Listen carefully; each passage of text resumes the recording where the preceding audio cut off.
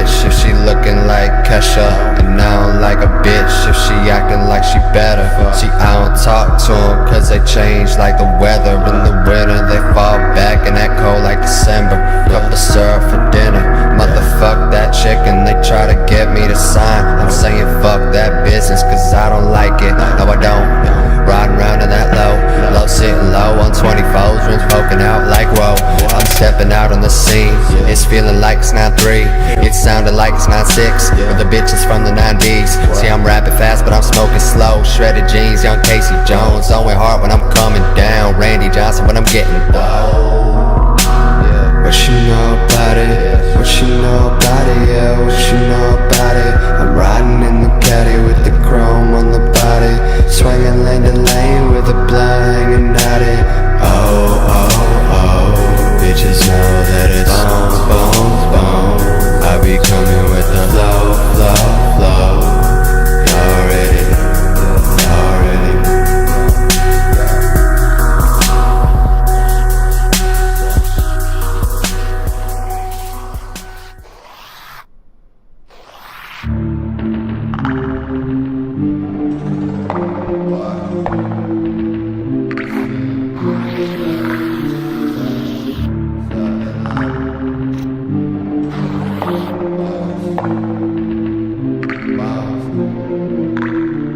See, all the females love me, so all the boyfriends hate me. She'd rather be with bones. When you take her ass on dates, she keep calling my phone. She hate that she gotta wait for you to go back home. And the teacher says she play my voice bang through her speakers.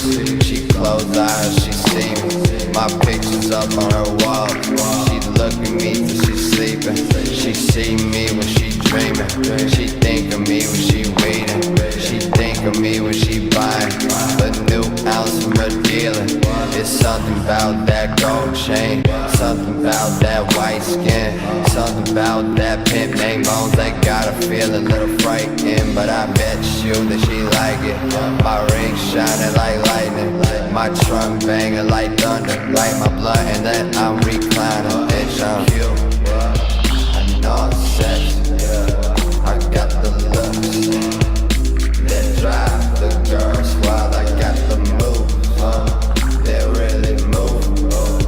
I said shit up and down their spines. I'm just a sexy boy, I'm not your boy toy. What?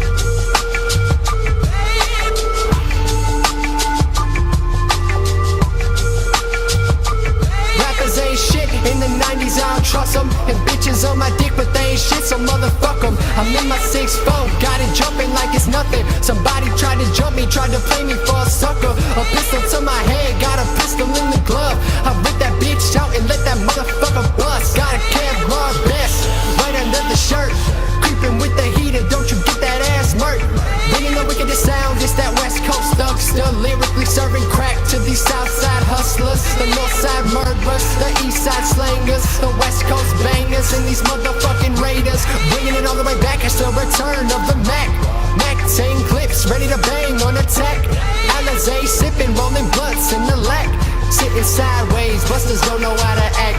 Yo bitch, you already know that I got that G-Funk. Try and press your luck and meet that pump up in the trunk. Never hesitate to lay your buster on his back. So if you talking trash, meet that fucking compact.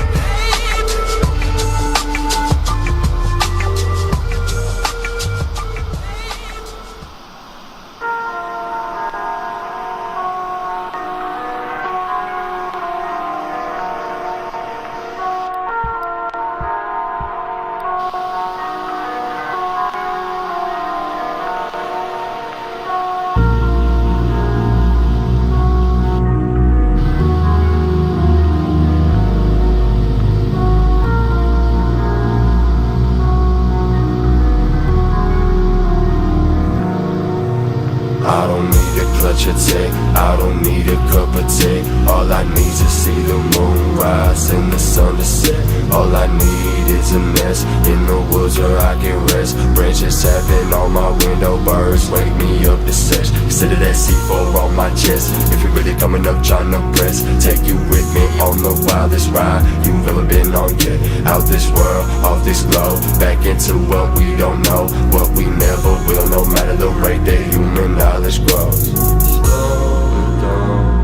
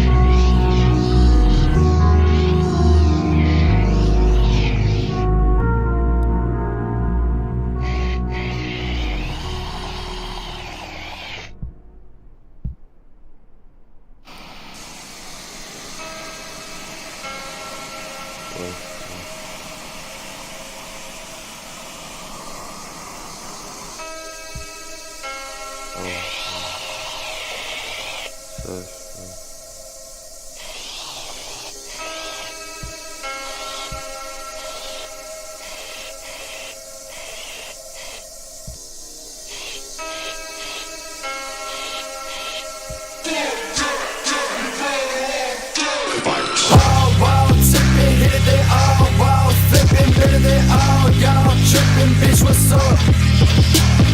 Yeah, boy, walking, singing now everybody watching, did it now everybody talking just like us.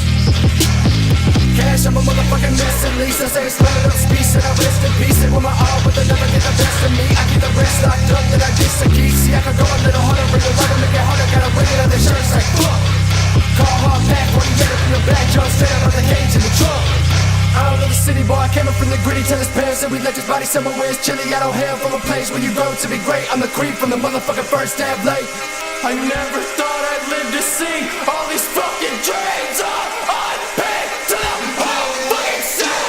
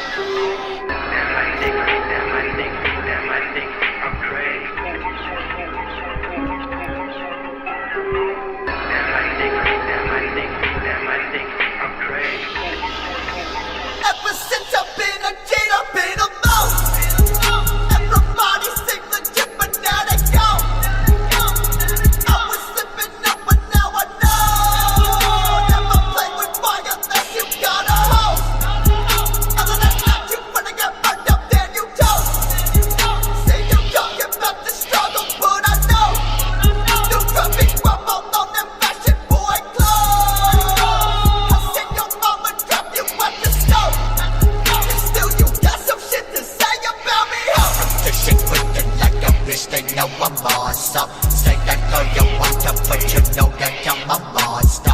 Creeping up behind you with no gun, I got this water. Reach up to the floor and escape in a flying saucer.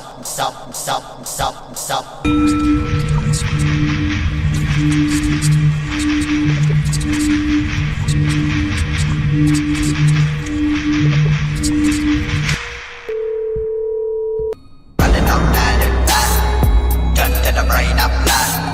One cloud in the sky, what a more day to die. Tripping on stones I'm fine, everything straight don't mind. Negativity go by, let's see how long I can try. Take a trip to the plane go ghost, this time I am not alone. I see some others that know, Buddha chillin' on the throne, watching everything you know. Religion and even the boat, mistaken for saying the go. Ignorance ain't no joke. Drumming through depressions hitting me again and I don't know which of the voices all up in my brain is telling me the right way to go. You speak about saying when I can see you know not what you saying. My eyes roll to the back of my mind, all I see is tainted.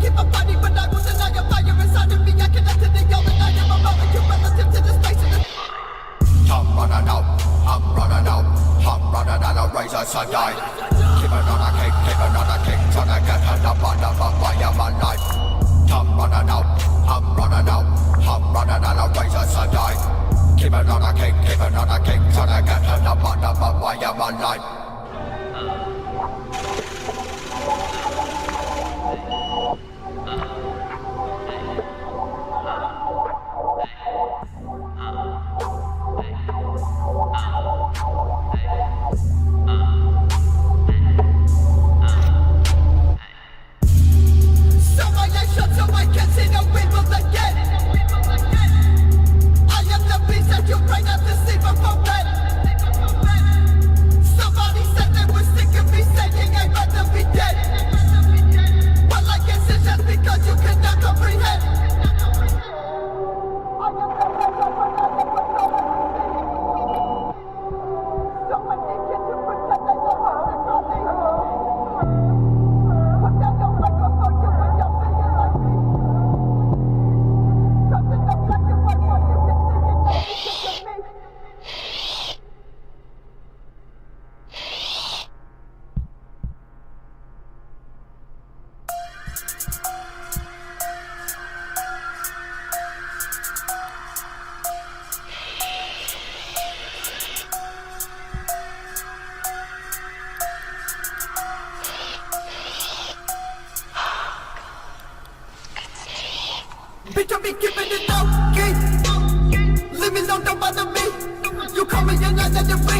wasn't with me when I was nothing, don't pretend like you know me. Thinking that I'm never coming back, no way. Let me put kerosene all on my past and let it all go up in flames. You told me no, key. Leave me alone, don't bother me. You call me and I let it ring. You wasn't with me when I was nothing, don't pretend like you know me. Thinking that I'm never coming back, no way.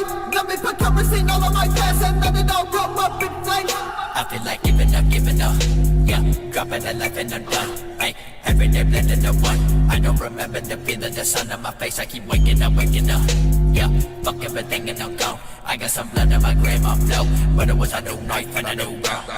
Take a look in the mirror and remember me, see that cut on your shoulder and think.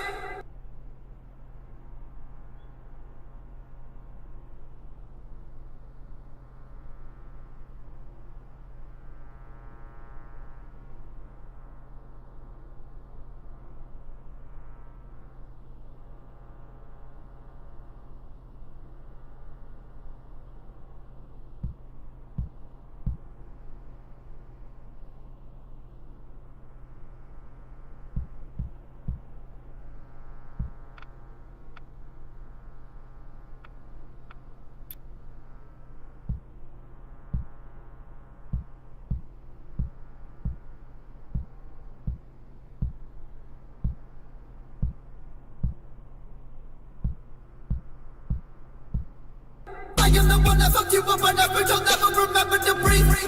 You came and cried and I came and I cried again, I was a night at your feet. Take everything and then rip it apart at the seams. No, I'm falling in a rubber, no. Hey, someone go find me a nut, yeah, someone go find me a lot. I keep on falling, am I gonna die? Keeping my hand on the swivel up, watching my back cause I know all of the haters are miserable. Trying to take it better than I You am. told me keeping it low, key. Leave me alone, don't bother me. You call me and I let it ring. You wasn't with me when I was nothing, don't pretend like you know me. Thinking that I'm never coming back, no way. Let me put kerosene all on my past and let it all go up in flames. Keeping it low, key. Leave me alone, don't bother me. You call me and I let it ring. You wasn't with me when I was nothing, don't pretend like you know me. Thinking that I'm never coming back, no way. No kerosene all on my past and let it all go up in flames.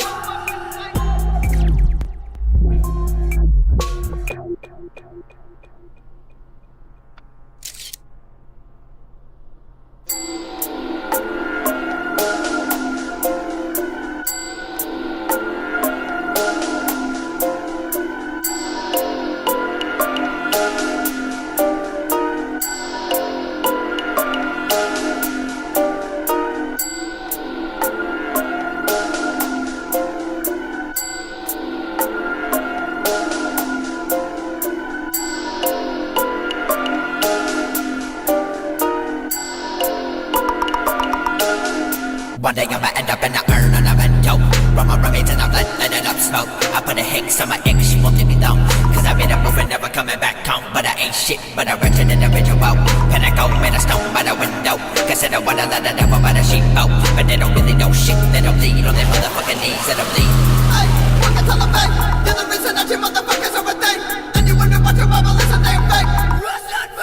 I hope your followers hang On a rope, ay, looking for the antidote. Wanna break away, I'm a sight and a physical. Like, fuck stands in my white bands, can I get another 10? By the other side, I'm sick of like I'm in a sucker to the suicide. All I ever wanted was a way to find in the light. Bring it lighter in a way, you better than mine. Been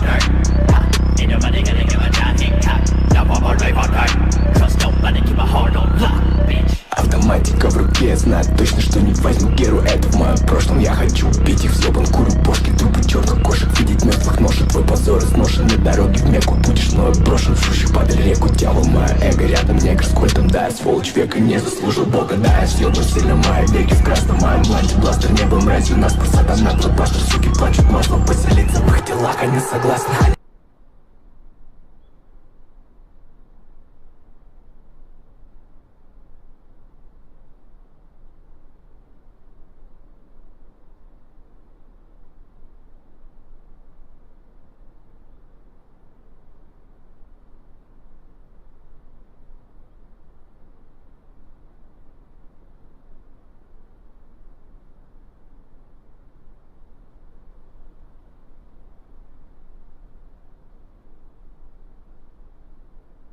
Хотят заслужить, блядь, прощения, но сколько плетей я ебал вооруженный. Наркота порой с костлявой ножи, нету прежде мне всплыть, я слышал погружение. Эй, блядь, что такое? В черных масках мы доверяем этот триллер. На мои руки набит один номер. Купи себе город, тебя мне похоронят. Твоя жизнь это ирония, ты тупая, сука. Я за моей стрёмной всех ебаных пугал. Во мне живут драксы, миксовать это наука. Кровь твоего блага на шипах моего плуга.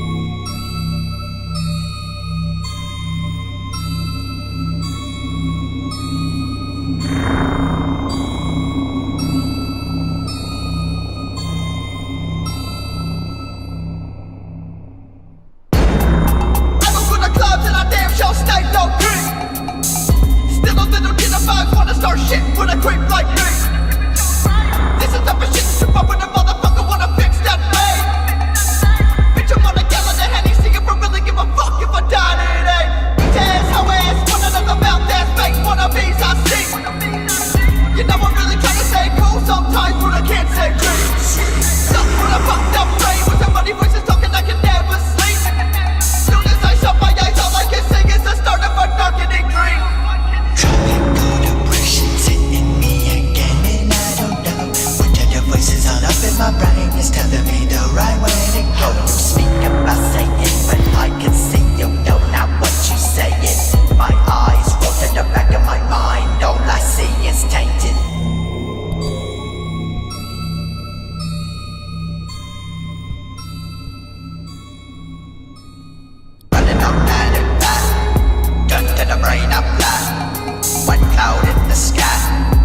harder for day to die. Dripping on stones I'm fine. Everything straight, don't mind. Negativity go by. Let's see how long I can try. Take a trip to the plane, go ghost. This time I am not alone. I see some others that know. Buddha chillin' on the throne. Watching everything you know. Religion and even the bone. Mistaken for saying to go. Ignorance ain't no joke. Tropical depression's hitting me again and I don't know which of the voices all up in my brain is telling me the right way to go. You speak about saying, but I can see you know not what you saying. My eyes roll to the back of my mind. All I see is tainted.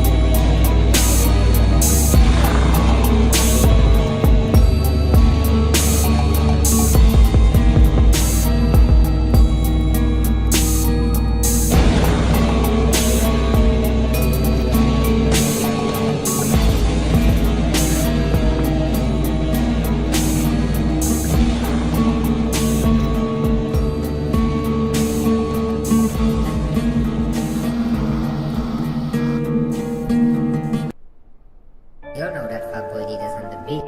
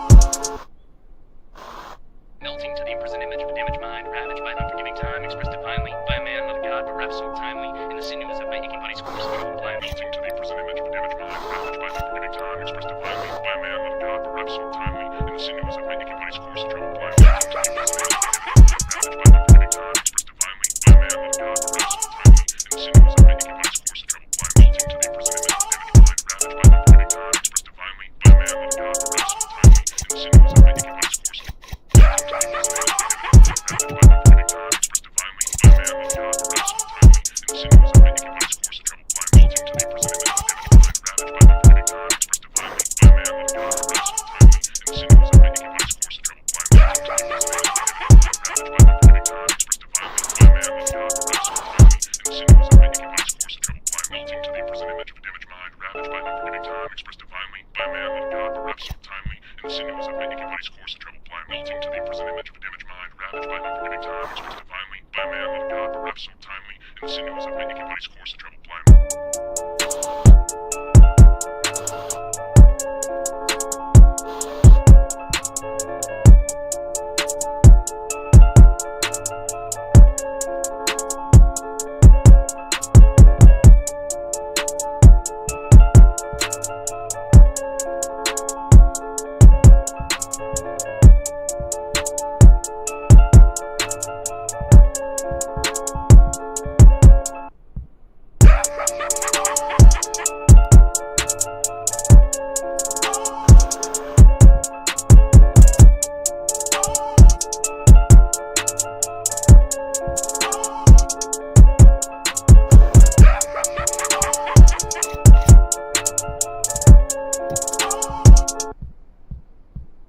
You know that fat boy did us on the beat, beat.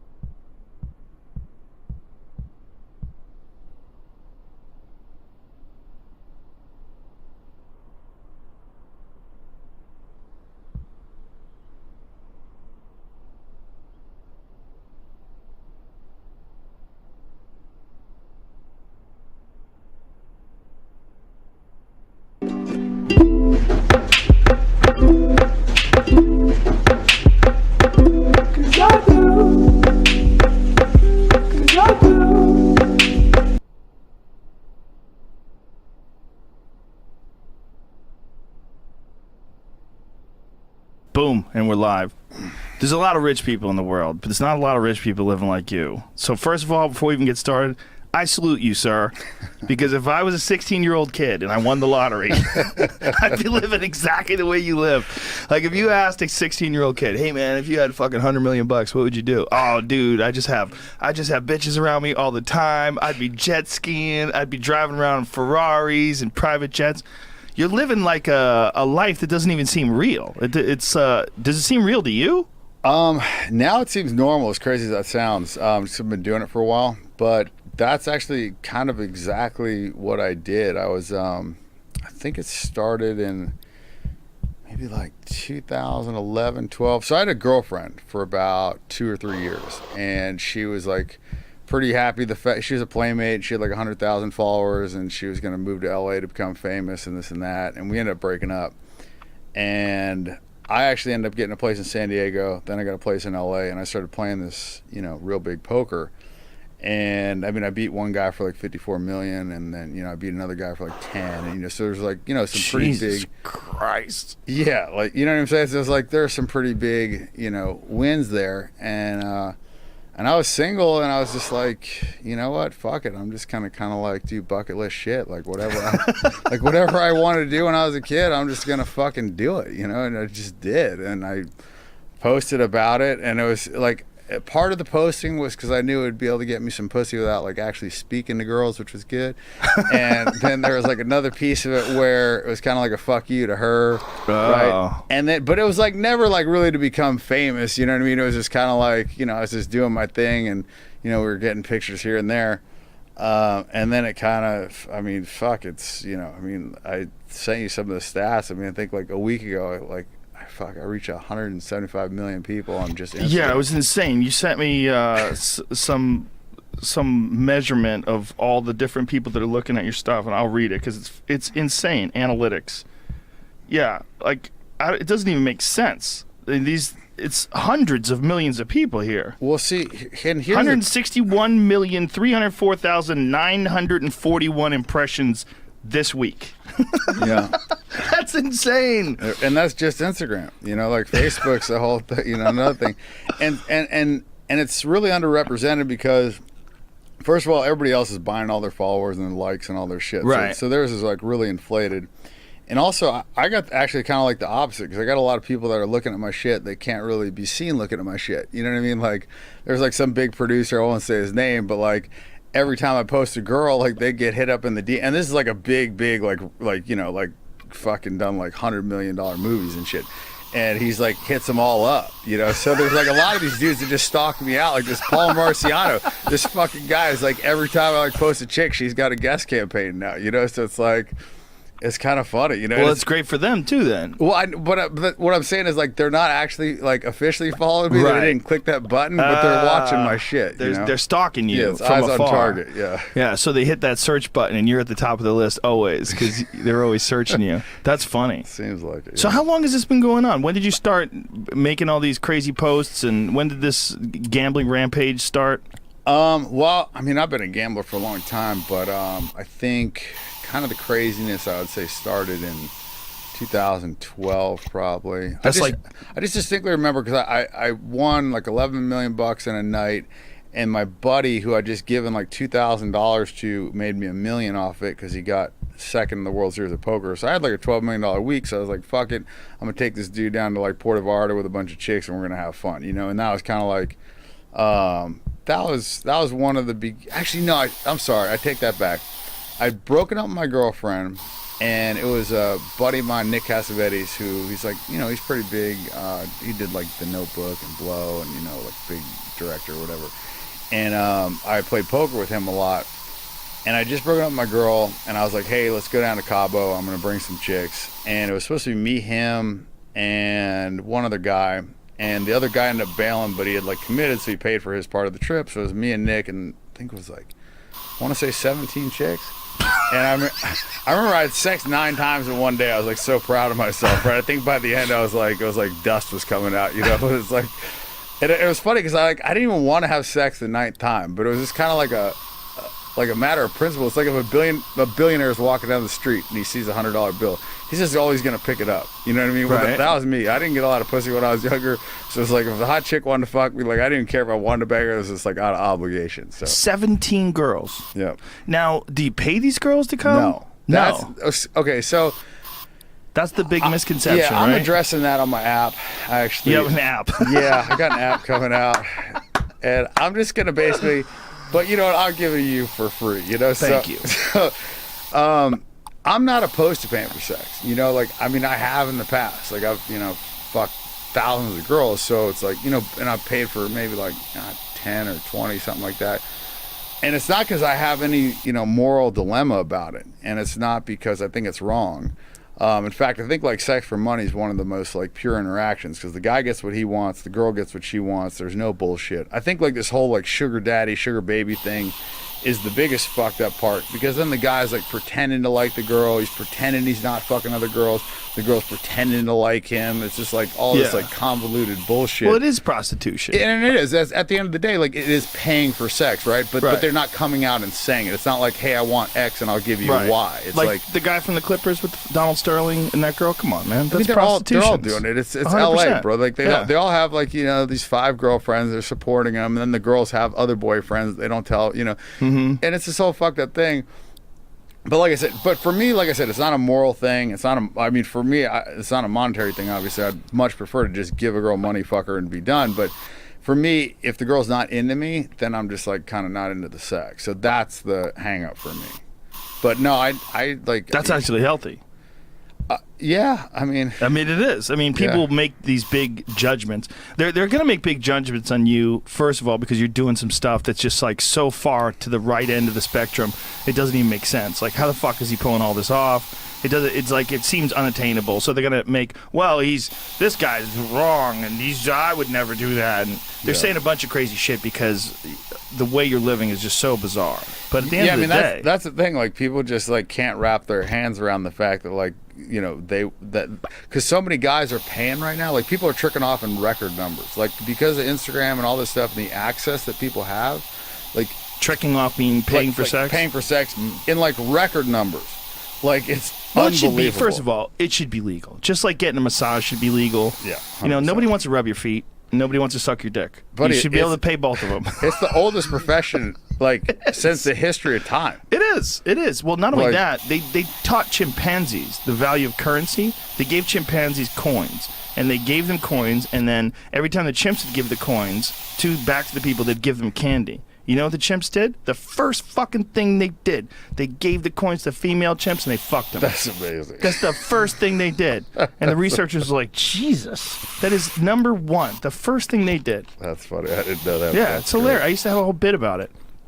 It's nothing. There's nothing wrong with it. And like, making pleasure a crime is ridiculous. There's no victim.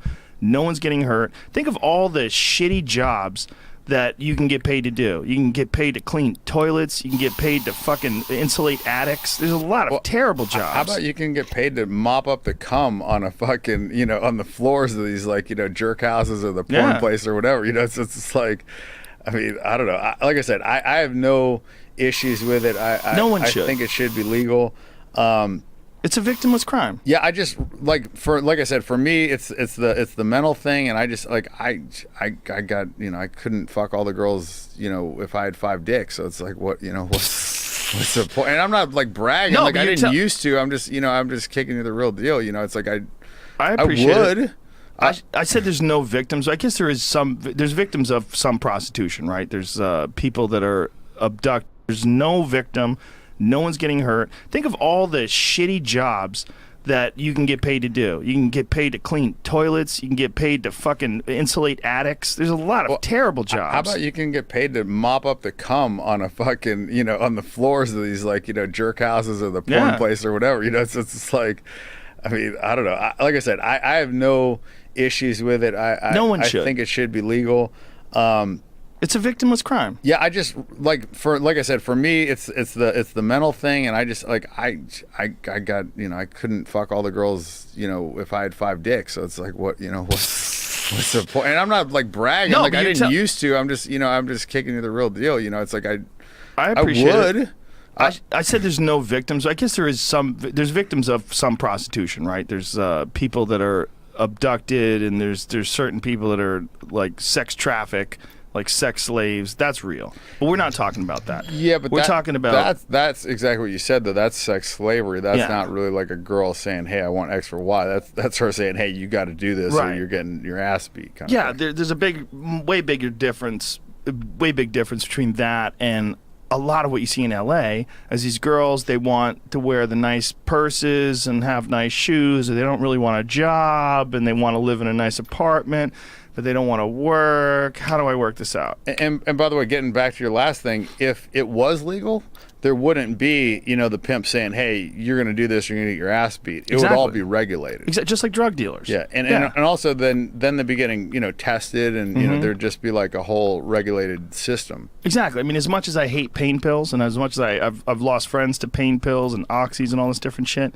there's no fucking wars being fought over it. There's not blood in the streets of Juarez, Mexico over pain pills. You know, all that shit is over drugs that are illegal. Yeah. As soon as those drugs become legal, I think probably less people would use them, and you'd get tax dollars from them, and at least there would be some sort of a solution in terms of like treatment and responsibility, and you'd be able to look at it a little bit differently.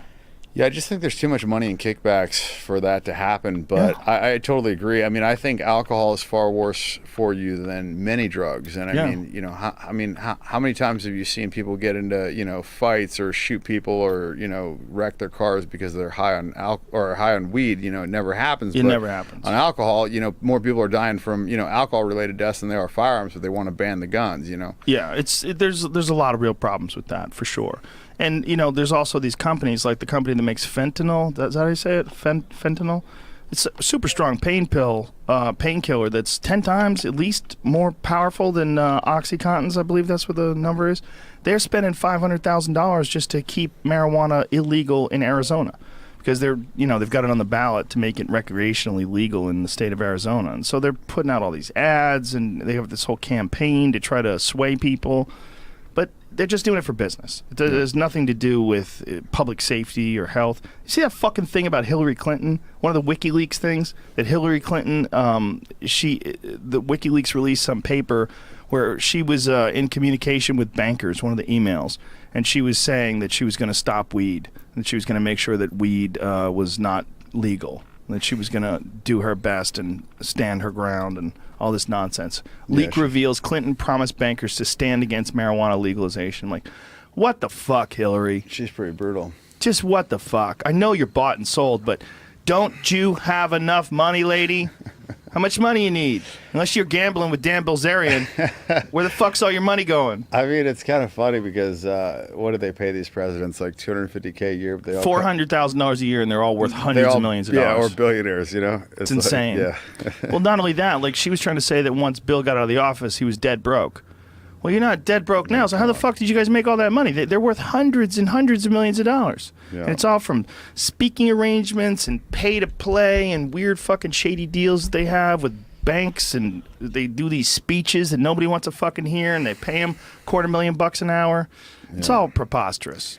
Yeah, I mean, the more money you have and the more you kind of rub shoulders with these people, you kind of get a look behind the curtain and you see that, you know, it's just...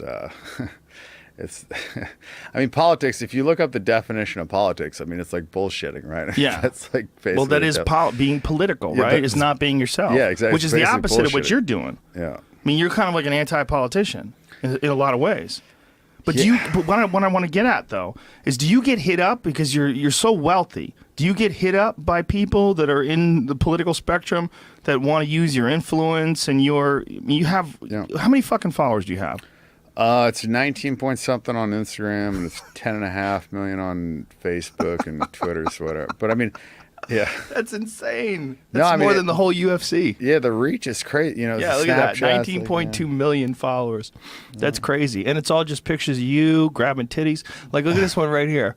This one's hilarious. It's like someone told you that you should post something more. Well, my team is like, you got to clean this up, you know, like, you know, there's big money. I'm going to be your new team. Fuck your team. Exactly. Like, they're like, there's all this money out there, this The Rock, he got paid $17 million to endorse Ford. They're like, you can make all this money. He did? Yeah. Oh. What do you do? They just drive a truck? Yeah, basically drives a truck and does a Ford commercial. 17 million. It's probably worth it though for them. The Rock has like 67 million or some insane shit, but he's a goddamn movie star. Yeah, no, you're a dude who takes pictures with chicks. That's the thing, you know. Like, I feel like I got to be maybe like the most famous guy that never had like a TV show or like a real talent. Oh, 100%. There's no one even close. It's kind of rare to be like number one in anything, you know. So it's kinda, that's kind of cool. You're the number one baller. Well, I don't know about that. From America? You're the number one baller. I'm giving you the crown right now. If I had a little Burger King crown, I'd put it on your head. I could tell you some stories about some guys that got... But they don't know who you are. They don't. Nobody knows who they are. You're the number one public baller. Yeah, okay. For sure. I'm the only guy that's kind of putting it out there. Because, you know, most guys, they got a job, they got a wife, they got family, you know, whatever. I just kind of just said, fuck all of it, you know, like they can accept me or not, and I'm just going to do what I want. How old are you? 35. Do you think that there's going to come a day when this is going to be tired? And if it does come a day, do you think you're ever going to go the marriage route? Is that possible at this point? So look, you know, I mean, I'm a gambler, but I don't want to bet half my net worth. I'm going to love the girl forever. But, you know, it's that not to say that I wouldn't, you know, have a girlfriend or, you know, I'm capable of being monogamous. You know, it's just, for me, it's more about options, really. Like, at the end of the day, like, it comes down to most guys are in relationships, I feel like, because it's either, hey, I'm going to jerk off on Saturday night, or I got to put up with her shit and I get laid, you know? And it's like, and a lot of it's out of laziness, a lot of it's out of lack of options, whatever the case may be, but it's not correct. Like, for me, I think a correct relationship is a guy that could be fucking, you know, 5 or 10 girls, and he chooses to hang out with this one girl because he likes her, he likes hanging out with her, and she hangs out with him because she enjoys his company. And regardless of what the reason is, you know, because a lot of people are like, oh, you know, that girl's a gold digger, or they want to hate on him.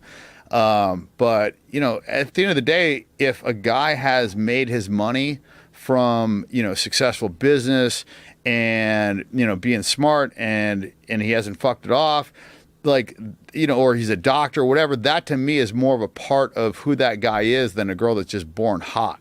So for a guy to like a girl just because she's hot, I feel like is like the most superficial thing of all time. Well, I mean, she has to be nice too. She can't. I mean, hopefully she does. But I'm think. saying a lot of guys are with a girl just because she's Yeah. hot, and they don't really get as much shit as a girl that's with a guy because he's successful or because he has money. It's true. It is true. It is true. Like the guy who earned that money, it's his character and his willpower and his discipline that's allowed him. His smarts has allowed him to earn that money, or he just got lucky as fuck.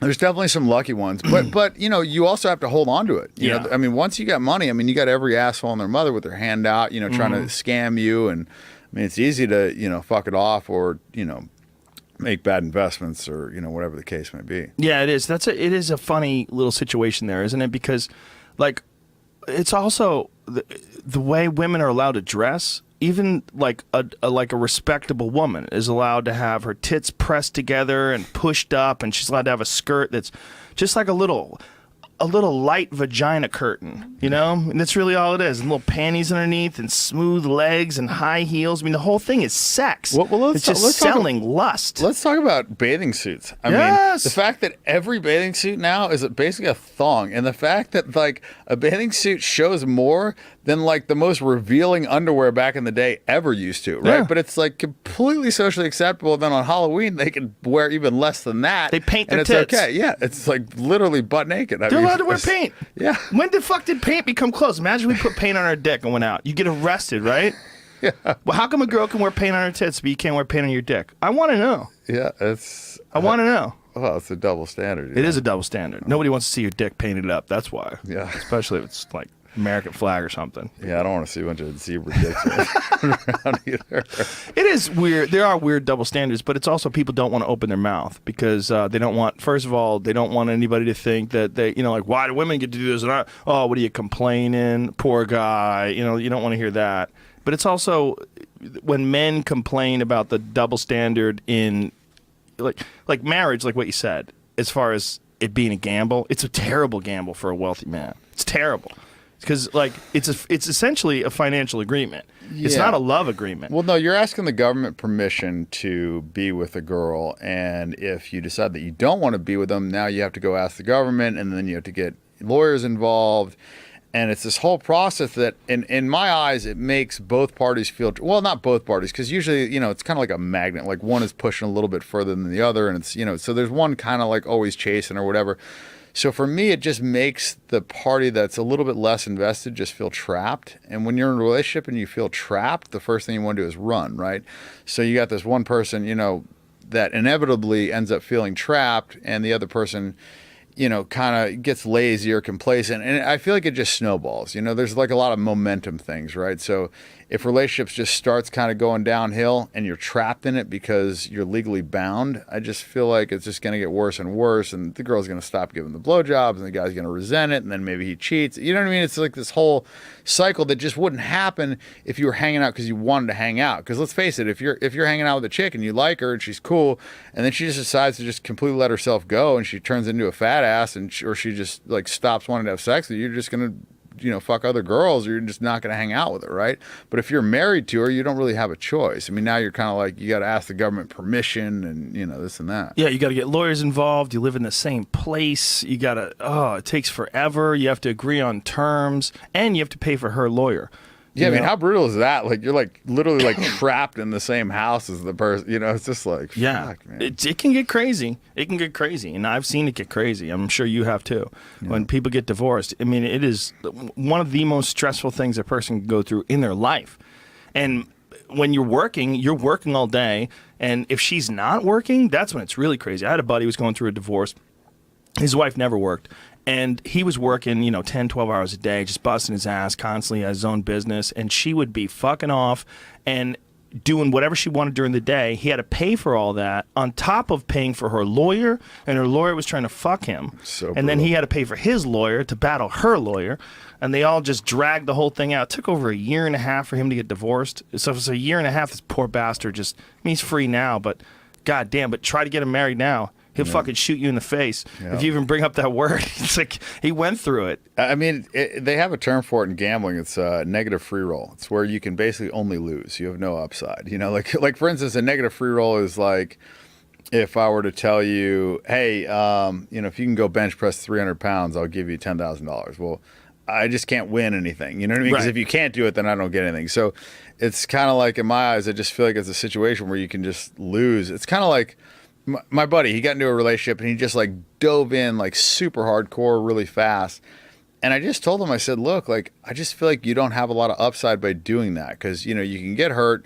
And if you just take it slow, like worst case scenario, you know, you just weren't quite as close for a month. But I said, you know, if it doesn't work out, then now you invested, you know, all this time and this effort, and it's like, and I feel like because he went so hardcore for this girl, it kind of like, you know, sometimes it makes them run away a little bit because they know you know, people, you know, they just by nature want what they can't have, right? So if you just give it all to them immediately, then it's kind of like they're like, look at this bitch. Yeah, exactly. They kind of like lose respect for you a little bit. It can happen, or it can be perfect. You know, relationships just have to be organic. That's what it really has to be.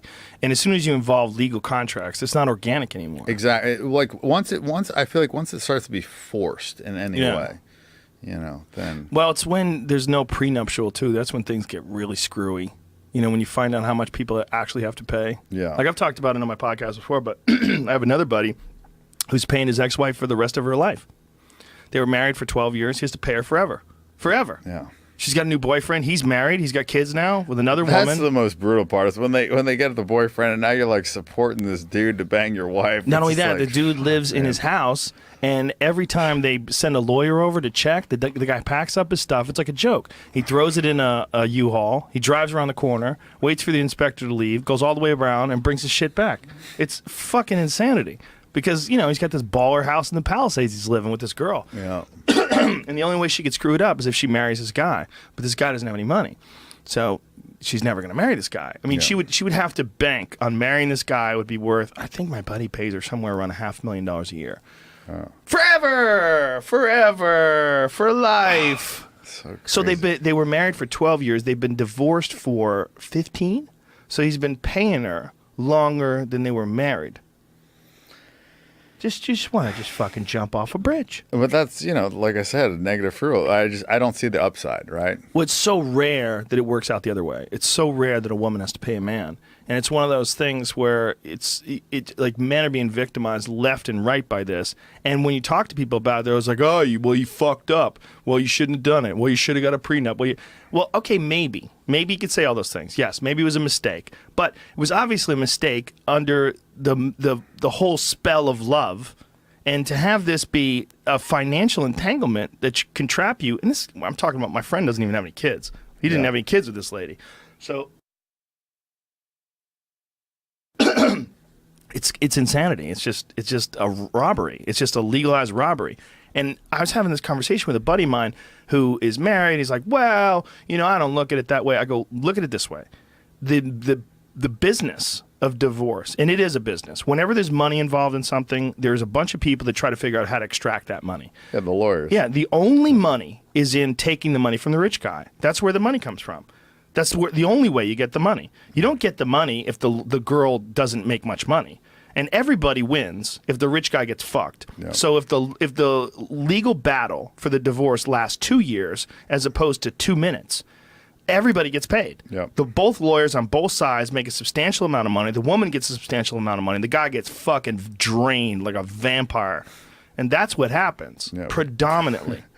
Yeah, which is usually the outcome of, you know, a lot of times when a rich guy gets involved in anything is, he gets drained. And that's kind of goes back to my previous point of why I feel like women that are attracted to guys that are successful, you know, it makes sense because there's just so many people trying to take that motherfucker down, you know? Like, when you're at the top of the hill, like, you know, everybody wants to, you know, get up there and, you know, bring you down. Well, it's just nature. I mean, it's just like a moose having a fucking giant set of antlers. All the other moose are like, oh, look at those antlers. You know, I mean, it's a thing that exists in all different species. Yep. I mean, there's no denying that when a guy pulls up in a Rolls Royce and he flies in his own private jet and he does a bunch of things that nobody else can do, that people just go, oh. And women automatically, genetically get attracted to that guy for some strange reason. There's you. There you are, buddy. Balling out of control. How did you get all your money originally? So that's another common misconception. And I didn't really talk about it or say anything about it just because it helped me out so much in poker. But everybody just thought that I was, a rich trust fund idiot. And then my parents gave me all my money. So that actually allowed me to get into a lot of these poker games. Because they thought you were a fish. Yeah, it's like a weird thing. It's not just that, but in poker, I've noticed that if a guy loses money to another guy and he knows that that money is going to help that other guy out or his quality of life is going to be improved by that money, it really fucking irritates him. Really? Yeah, and I'm guilty of it too. If I lose $5 million to a billionaire, it doesn't bother me nearly as much as if I lose maybe a couple $100,000 to some guy that's like pretty broke and now he goes out and buys a new fucking car with my money and I'm just like, this fucking guy. You know what I mean? Like, oh, that's weird. I don't know why. And it's kind of counterintuitive, But another thing about it is like if you lose money to a guy that has a bunch, like you always think that, there's a chance you could win it back too. So there's that piece of it. If you lose money to a guy that doesn't really have much and he goes out and spends it, well, like you're never getting it back again. That exists in pool. Like a lot of guys don't want to gamble with guys who only have one barrel. Yeah, like a guy will play a game of pool for $100, but he's only got $100. But you might have 10,000. Exactly. So you look at your upside. It's like, okay, best case scenario, I walk away from this with this guy's last $100, which to me, some guys get off on that. To me, I don't really ever want to break a guy, right? But then you look at the downswing of that is like, okay, I could spend 10,000 trying to chase my initial $100 that I lost. So you have to take that. There's just a lot of things in gambling that you have to take into account, with the money management side. Psychological things. Yeah. So how did you make your money then? Playing poker. You made it all playing poker? Yeah. Wow, that is insane. It what is. did you do for a living before you played poker? I mean, I was in the military for 4 years, and when I got out, got honorable discharge, and I was getting some disability money from the VA just because I got a lot of injuries when I was going through BUDS and not even just injuries, just all the medical checks that they do. They just document all the things that are wrong with you. So you get a percentage for all those things. Like what kind of shit was wrong with you? Fuck, I mean, first time I went in, I had bilateral stress fractures. So I was, I went into BUDS with broken legs. And so I was, eating a bunch of Motrin. It burned a hole in my stomach. I had acid reflux. They ended up getting so bad, they were actually going to kick me out of the Navy for it. So you're going through BUDS with broken legs? The first time I went in, yeah. Nobody knew that. You just thought your legs were sore? Well, no, I got medically dropped the first. So, I mean, it's kind of a long story, but I'll try and give you the cliff notes. So I went to boot camp, and the furthest I'd ever ran was like 2 miles. And it was straight out of high school because I got thrown in jail my senior year of high school. So I didn't graduate. I got a GED. And see that, kids? You don't need a degree. Yeah. Just learn how to play poker. Yeah, well, we'll get to that.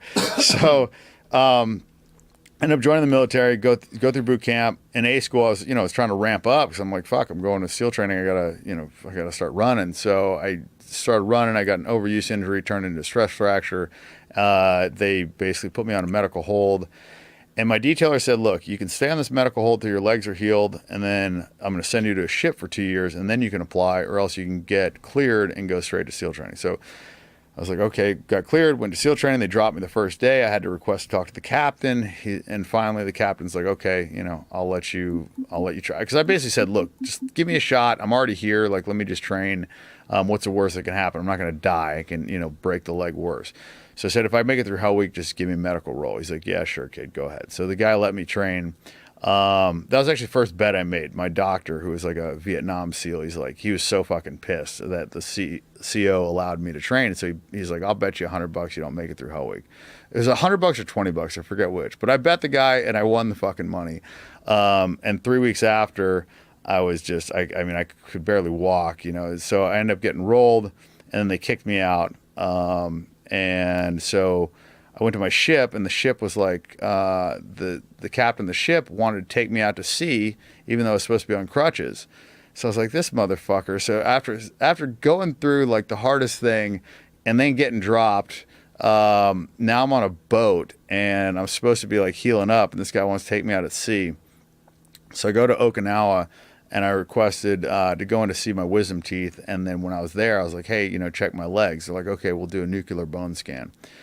So when I was supposed to go in they said, come back in 2 hours. So I went for a 2-hour run, and in just like my fucking, not even like my fatigues, it was like a work uniform. It was like a button-down shirt. I went for a 2-hour run, took a shower, came back, and they looked at my legs, and they're like, your legs are fucking destroyed. Like, I can't believe you can walk. I'm like, yeah, these motherfuckers, And so they were going to kick me out of the Navy. So that was the thing. I was going to get medically discharged from the Navy. And it took them so long that I actually requested to go back.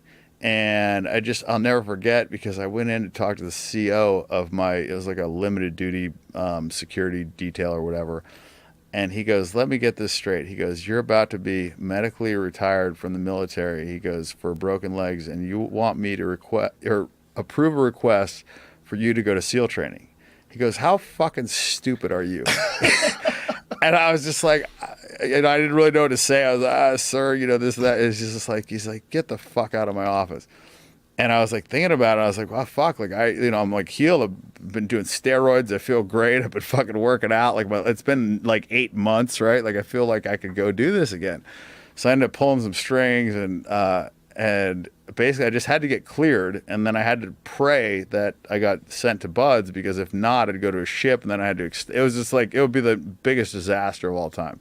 So that was one of my biggest gambles, was doing that. I had like a free ride for the rest of my life, medically retired, like I'm a disabled veteran, like all this great shit, and I kind of like gave it up to go back, and I went into his office, and he goes, you might be the stupidest motherfucker I've ever seen. He goes, you just better hope that you don't end up back at this command. He goes, you're going to be cleaning fucking toilets until you get discharged.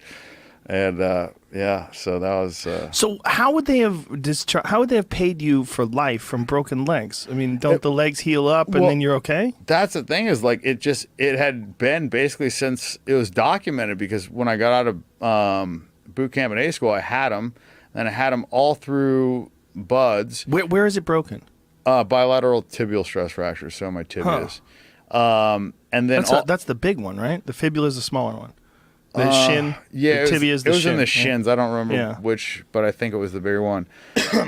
And then so all through Buds, and then on the boat. So it was basically like I had broken legs for like a year and a half or a year and 7 months. That's insane. It was basically like they're like, okay, well, this guy's legs are just never gonna fucking heal, right? Like that was kind of like the military's take on it, was like, okay, well, he's been on limited duty, like this and that, like his legs should have healed by now, and they just aren't. So what are we gonna do with them? So why wasn't it healing? I'm still confused. Well, because I went through SEAL training, that kind of fucked him Just up fucked him up further. a little bit. And then, I was on the boat, and I wasn't allowed to use crutches. And then I think obviously the final straw was probably me fucking going on a 2-hour run. So did you do that on purpose? Fuck yeah, I did it on purpose. Yeah. Why? But what was the goal? Of fucking to get the fuck off the ship. I was like, this captain was such a dickhead. It's like, bro, I went through all this fucking pain. You know what I mean? Like I went through, SEAL training. It's like, let my legs heal, you fucking cocksucker. Like the guy like wanted me to like stand watches on the boat. It was like kind of like, it's basically like a fuck you to him. So you crushed your own legs to get off the boat and then tried to get into SEAL training. Yeah, well, it took them so long. It took them so long to process me out of the military that they had healed. And so I was just like, wow, fuck. Wow. That's hilarious. So just from those broken legs, you could have been set up where you got a pension forever. Yeah. Wow. And not only that, but like if you're a disabled veteran, you get you're eligible for like a lot of shit. If you're like medically retired, it's kind of like, you went in the military and you tried to, be in there forever, and like you just got injured. You know what I mean? So they like make a lot of allowances for people like that. Like I think they give you like your first loan in your house for free. There's like a whole bunch of shit. Huh. Yeah, I remember because I looked into it when I gave it all up. So then what happens then? Then I went back into Buds or SEAL training or whatever. And I made it 2 days before graduation, and I got rolled all the way back to the beginning, and then I did the whole fucking thing again. And why'd you get rolled all the way back to the beginning?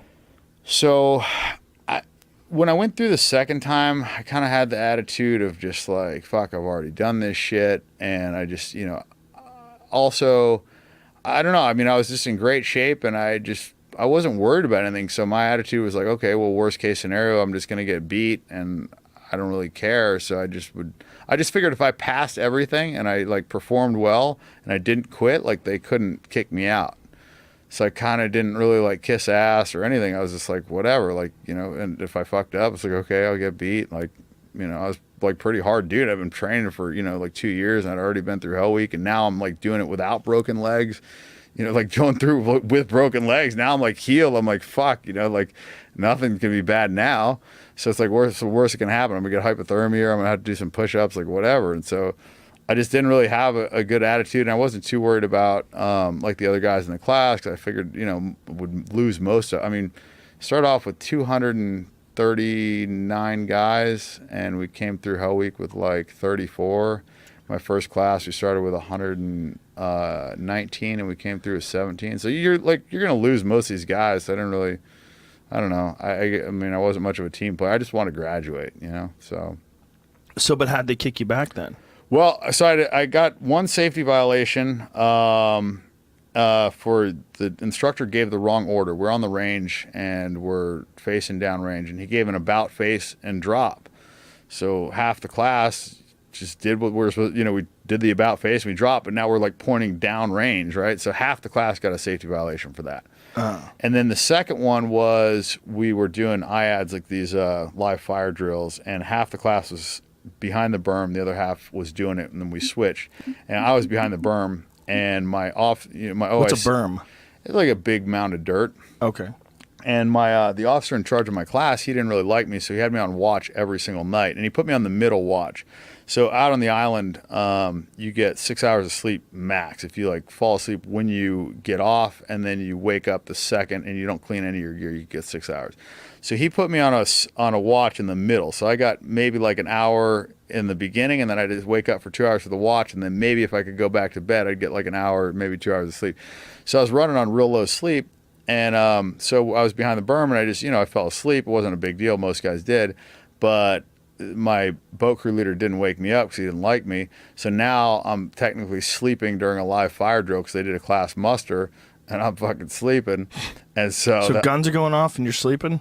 Yeah. I mean, other guys did too. Yeah, I mean, we're sitting there because it's like 40 minutes or something. They're doing their shit, and we're just laying there. We're not doing it. We're not supposed to be involved, or they could only have half the class on the range, so half is just sitting there, and then the other half is doing it.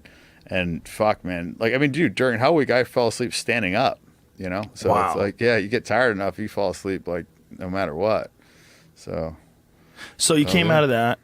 So I got rolled all the way back. So basically they, put me in front of the thing and they're like, well, you got 2 safety violations, whatever. And I was just like, well, I didn't really even explain. I didn't even really like, at the time you're like so brainwashed that these guys are like gods that you don't even really want to argue with them because they're your instructors. It's like, you can't even like have a conversation with these guys. Like if they ask you a question, like your answers are like, hoo-yah. Like you don't even say yes or no. It's just like so you're so like conditioned to not like argue that I didn't really like defend what happened, because if I would have like walked in there and like defended like exactly like look like half the class, just given the explanation, but I didn't really want to like argue with these instructors because you're just like so brainwashed. Anyways, so I basically told them, I said, look, I don't care, I'll go do the whole fucking thing again. And they're like, oh yeah? And I was like, yeah. I was like, I'll do the whole fucking course again. So they rolled me all the way back and did the whole fucking thing again. And this instructor that didn't like me, he couldn't even find excuses the third time. He just admin dropped me. I didn't even know that was like a thing. I didn't even know you could get admin drop. But yeah, I just got admin. So you made it all the way through and he admin dropped you? Do you think he stalks your Instagram page right now? I don't know, but... Think he remembers you? Probably, yeah. I mean, he's probably heard of me now. I mean, the SEAL community is definitely, it's love or hate with me. Like, the guys that know me usually, have good things to say, and the guys that don't usually all talk shit. But so you get out, and then what happens? So I get out. I did my 4 years, got out, and I went to college, went to UF, and did 4 years there. And my That brother sounds like the military too. It did 4 years. yeah, paid my dues. Prison. Yeah, I mean, no, it was fun. I had a great time in college. My brother taught me how to play poker, like the first year, because I was getting all this money from the VA and the GI Bill, and I got grants. I was eligible for everything, right? So, And that's where you learned how to play poker? yeah, my brother taught me, and then I was playing in college. I was playing like some online stuff. I had a couple fraternity brothers that were real into it, and they taught me a little bit. And there's some home games, and yeah, that's how I started. I went broke my sophomore year, so I was just like. It was a wild ride. I had to sell some guns. I went and played on a gambling boat for like a week and turned like this. I sold 3 guns for $750. Played on this gambling boat for a week, turned it into 10,000. Went to Vegas and then turned that into 187,000 at Bellagio after playing for 3 weeks straight. Never forget it. Wow. So that was the launching point. That was, 187,000 at the Bellagio. 3 weeks. The Yeah. Bellagio created Dan Bilzerian, essentially. Yeah, they started it. Yeah. So there you go, and you just become this crazy baller poker player character. Well, I mean, it was a slow rise. I mean, it wasn't. How long did it take? Oh, I mean, that was 2005. And I got really lucky. I came into poker at a time when nobody really knew how to play. This fucking guy, Chris Moneymaker, he turned $25 into like a $2 or $3 million win, and he wasn't even that great. So it was like the new gold rush. Like everybody wanted to play poker. Rounders had just come out. Oh, that's what it was. Yeah, that fucking movie. I remember that. It was that. Celebrities started playing, and it was just like it was one of those things where, and there wasn't really any like training tools. Like the game hadn't been solved. Like even the pros weren't that good back then. So really, yeah. I mean, it was just kind of like, I mean, back in the day, like the old pros, the way they won, they just cheated. Really? Yeah. I mean, there was this, how'd they cheat? Oh fuck. I mean, there's marked cards. There's cold decks. There's a million ways to cheat. I've never played poker. I mean, I might have played once in high school or something like that. I've never played. But my friend Ari Shafir, when he was struggling in Hollywood, he's a stand-up comedian, and when he was just starting out, he would make his money playing poker. He'd go to poker tournaments, and he made way more money playing poker than he ever did doing stand-up. Yeah, actually, I mean, I'll tell you the story of how I dropped out of college. Can I piss real quick? Yeah, go ahead. No worries, man. 1 sec. Go ahead. We're right here. Sorry, I drank a bunch of water. I just want to point out Dan Bilzerian and I wear the same pants. Both wearing camo pants. I think he deserves them more than me, though. He went to Hell Week. I've just hidden from animals 3 times. Yeah, but my pants are they're fake. I mean, I just bought them on Amazon. They're not like real camo either. It's not like Kuyu or First Light or anything. What a fucking character, though, huh? That's crazy shit, right? Shit. Like a lot of people hate on that dude. I've met him a couple of times, and it's one of the reasons why I wanted to do this one. He seems like a super nice guy, but every time I've talked to people about him, there's like, fuck that guy, fuck that guy, fuck that guy. Easy to hate. There's a lot to ease and be. Of course. I mean, he's like I mean, the fact he's not paying those girls, I find that suspicious. Do you find that suspicious? You don't? Not really. I mean, why are they there then? Because they can get. They don't have shit to do? Don't they have jobs? Nah. They're hot. Chicks. Probably he loans them money. Nah, maybe let's leave some cash around. Could be their manager. They're getting good gigs out of it, I'm sure they're getting good gigs out of it. I mean, look, what the fuck's that guy's name? Corey Feldman? He's got Feldman's Angels or whatever the fuck that is. Right? Hugh Hefner had the Hef's chicks. They had their own, show for a while. Well, he had to pay those girls. We're talking about Hefner. Yeah, they're all playmates. See, but that was sad to me. That was more sad to me. What's that? The Hefner thing. Like, I could see chicks want to bang you. Handsome guy, thick beard, built. Military man, got a lot of guns. That makes sense. The Hefner thing was always like, oh, those poor girls. 'Cause I have daughters, and I would think about some poor girl banging Hugh Hefner and just going, oh. Yeah, but it's not just him. It's kind of like all these fashion guys. Fashion guys? Yeah, like I mean, there's Paul Marciano. I mean, he bangs every chick that's in Guess. I don't. Oh, okay. Yeah, so I mean, it's kind of. I mean, they set it up, right? Like I mean, my whole thing is kind of like life setup, right? So you like set up your life to where you don't really have to work for what you want, Right. Like, so, pussy, for instance, like if you set it up correctly, like I mean, if you buy a big brand or a modeling agency or whatever it is, and you're providing these girls with a career. Like, for instance, let's use Hugh Hefner. So if you become a Playmate, you're guaranteed $25,000. I mean, this is back in the day, right? Right. This is like 10 years ago when Playboy was hot or whatever, or 20, whatever. So now they're getting $1,000 for appearance. Before they were getting whatever, but now they won't. You can't even show up for less than $1,000. So you're guaranteed more money there. Now you have a title. As far as modeling, like, you're just going to book higher end jobs. There's the Playboy events. So it's kind of like, it's like you fuck this guy, you become a Playmate, and now you like have a career. Oh, I get it. It makes sense. I mean, it makes sense. But the factor that's missing is the fact that you were talking about before. Like, you're not really into fucking girls that aren't into you. Like, well, that's completely out of the question. Yeah. When you're a skeleton. Yeah. When you're a skeleton, yeah, but I mean, when you're a skeleton, like, what are you gonna do? You're balling. You just take Molly and fucking throw down those Viagras and get the party started. Who gives a shit? Throw that money out. You can't spend it when you're dead. Yeah, I mean, right? when I'm 70, I'm probably gonna be less picky, So. Oh yeah, for sure. But I mean, like I said, it's. Yeah, I mean, it's. You go for a hot 50-year-old. But who knows? Some of those girls might be into it because he's iconic, and for it's sure. like a celebrity thing. Yeah. Like, celebrity is another crazy thing. I mean, I've said it to my buddy. I'm like, money maybe brings 5 or 10x girls. Like, if you use it, and I'm not talking about using it in the sense of just paying them. I'm saying, like, set up your life to where like you have a nice life and there's cool shit going on, parties, whatever. And then the fame, I think it's like 100x. I think it's like 100 times. Well, for you, it's very interesting because you're a guy that's just come into this just a few years ago, 4 years ago. So you were already a man in his 30s and all this happened, and then boom, you become famous. So you've got a good perspective on it. I think for people looking at it on the outside, like, I don't think any of us could understand what it'd be like to be Drake.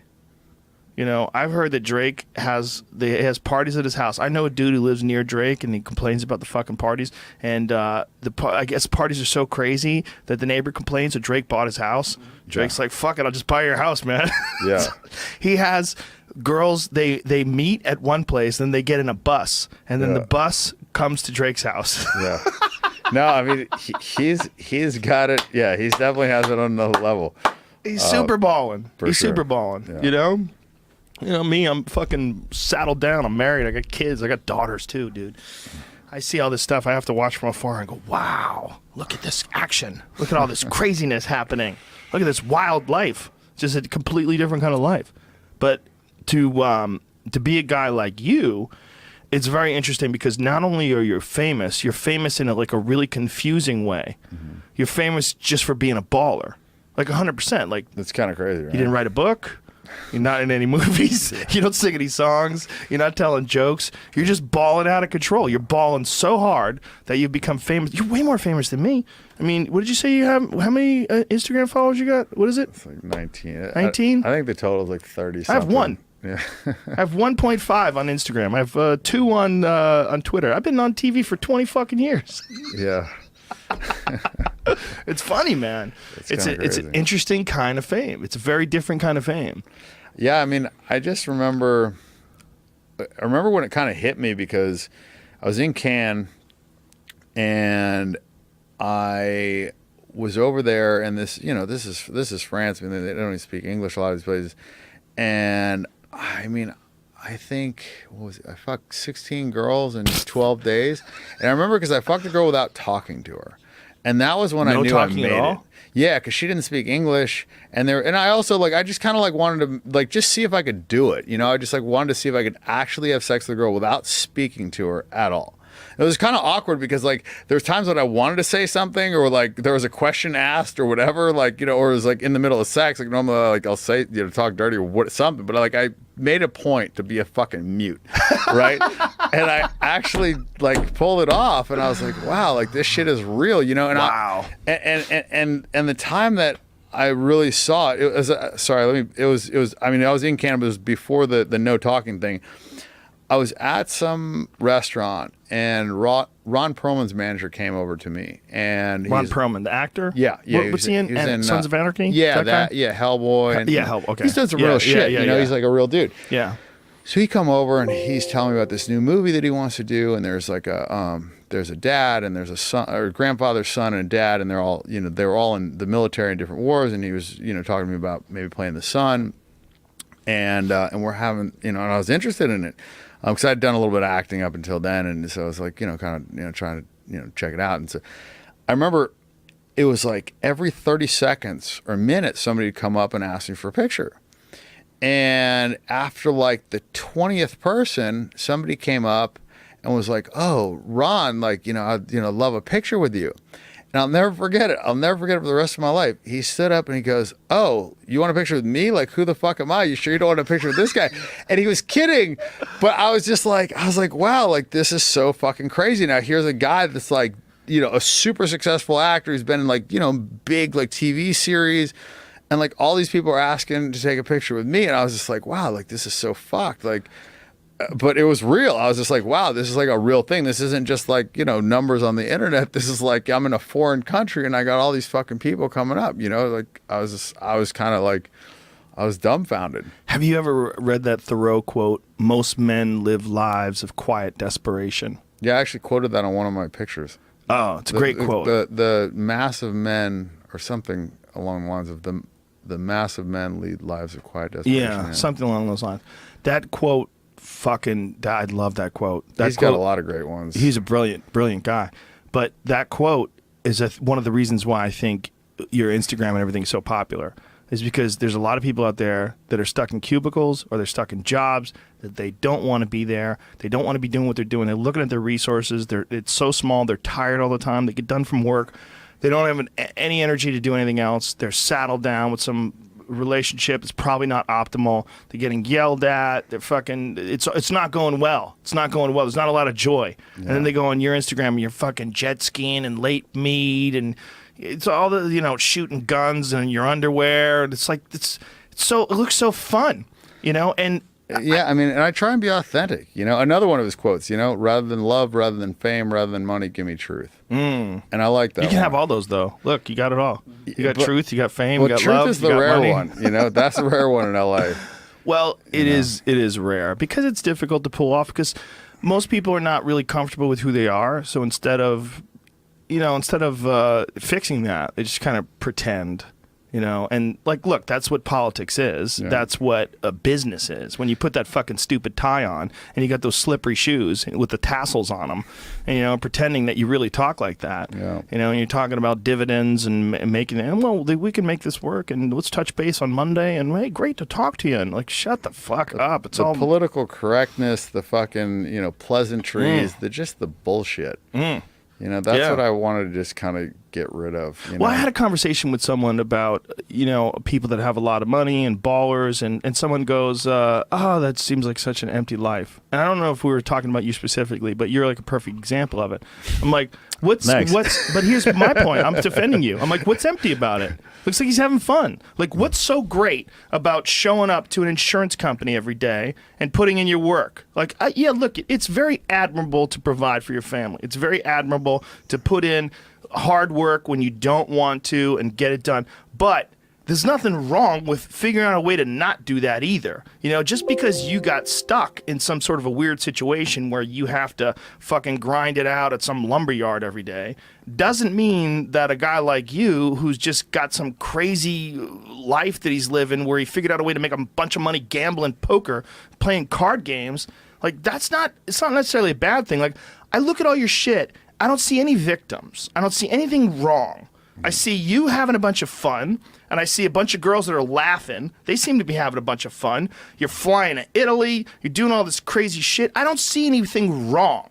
But yet people get mad and people hate. And when I have conversations with people, I'm like, what is shallow about all these experiences? Like, what is so awful? Yeah, I mean, and a lot of girls have really benefited. You know, I've like built some careers. Like, you know, Lindsay Pellis, when I started dating her, she had 100,000 followers. She bumped up to 1.6 million in 3 weeks, and now this chick's making $400,000 or $500,000 a year posting pictures on Instagram and Snapchat. I mean, just think about that for a second. Like, she's making 4 times as much as a doctor or a lawyer when they get out of college. And forget about all their debt that they have. You know, let's just say they come out of college with no debt. She's still making 5 times more money than them at 4 years younger. Well, also the amount of fucking time they have to spend if you're a doctor or a lawyer, not just going through medical school, not just going through your residency, but working, constantly working. And she's got to post a couple pictures. Yeah, sit on a couch, post a few pictures. Suck her fingers. Here's my tea, you know. Like, her ass up in the air, high heels. Woo! It's a beautiful world. The world of social media is a fascinating world, man. Because, like, speaking for me personally as a comedian, before social media, I used to have to do so much work. I used to have to get up early in the morning and do radio shows before gigs. I used to have to do morning TV. You'd have to do interviews with... You know, I'd do an interview with some newspaper reporter. That guy did not want to fucking talk to me and give a shit about me. And I'd try to have fun with it, and maybe he would try to have fun with it. But for the most part, it was nonsense. Yeah. You don't have to do any of that anymore. Social media's changed. It's access. It's just pure, you know, access. And it's actually fucked it up, honestly, for a lot of these girls now because... they don't want to go to the clubs. Like, they don't need to go to parties to meet celebrities anymore. They could just DM them. Like, and then you have all these, you know, rich guys that are just having their, you know, their pussy coordinator, you know, message all these girls. They have a coordinator? Oh, who has a pussy coordinator? It's so crazy, bro. You have no idea. Like, now these girls are getting booked out. They're getting paid, you know, $5,000, $10,000 to just go on a vacation. Some of them don't even have to sleep with any of the guys. I mean, it's just like... That seems like you would never get anything done. Yeah, I mean, and from these girls' point of view, you can't really blame them. I mean, it's like, fuck, if I was one of these girls and I could travel the world on a private jet and do all this other, you know, crazy shit for free, and it's just, I mean, I wouldn't blame him at all. I don't blame him at all. As long as, you know, as long as nothing awful's happening. Yeah. I used to know this guy. We used to call him Wild Man. A buddy of mine used to work at a strip club. He was a DJ at a strip club. And there was a guy there that apparently invented bell bottoms. This is a crazy story.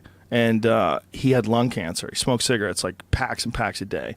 And no, emphysema. And his doctor was telling him, listen, man, you are going to fucking die. If you don't stop smoking cigarettes, you're going to fucking die.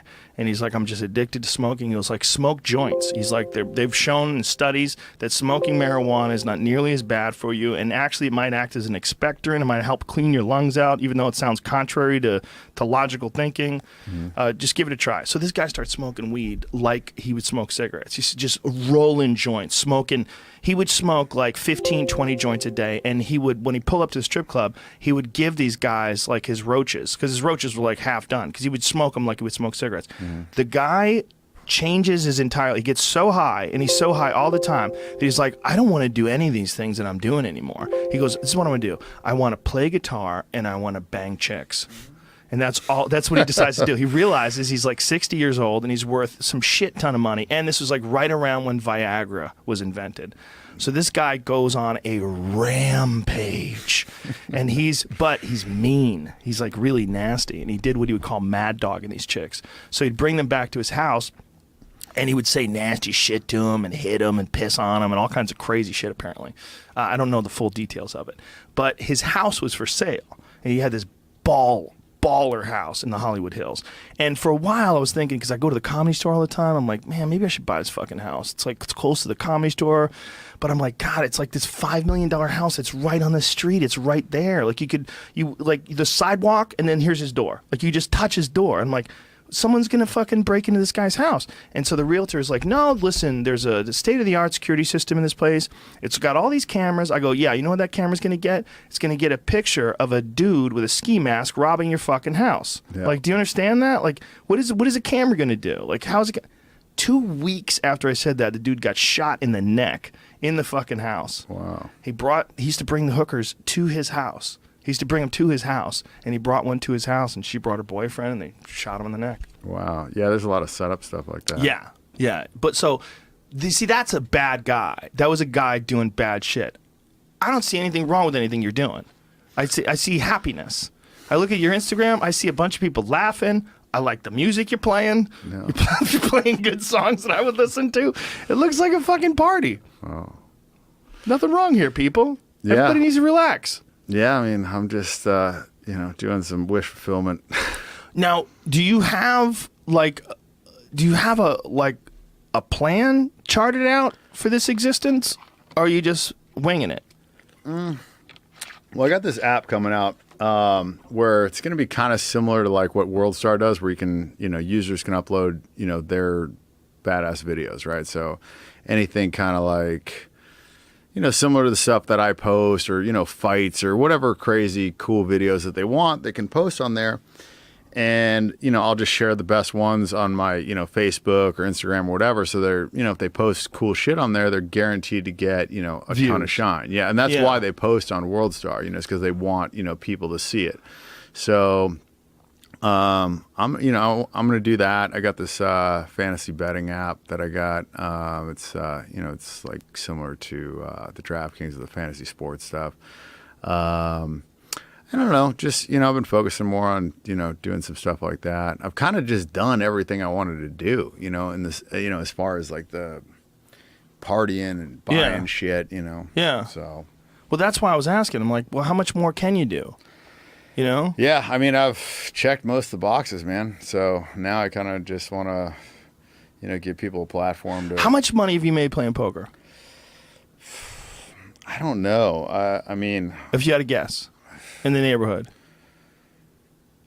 I mean, I know. I mean, I just know the big figures. I mean, I beat one guy for $54 million. I mean, I won 10.5 in another night. I beat another guy for 10, and then I don't know what the total is on the other cash games, but I mean, I don't know. I mean, I made a lot. But do you have enough stashed away where that was just in a 6 month or a year period. So it's like I don't know. Did you take a chunk and put it away and say, okay, this is my break glass in case of apocalypse fund?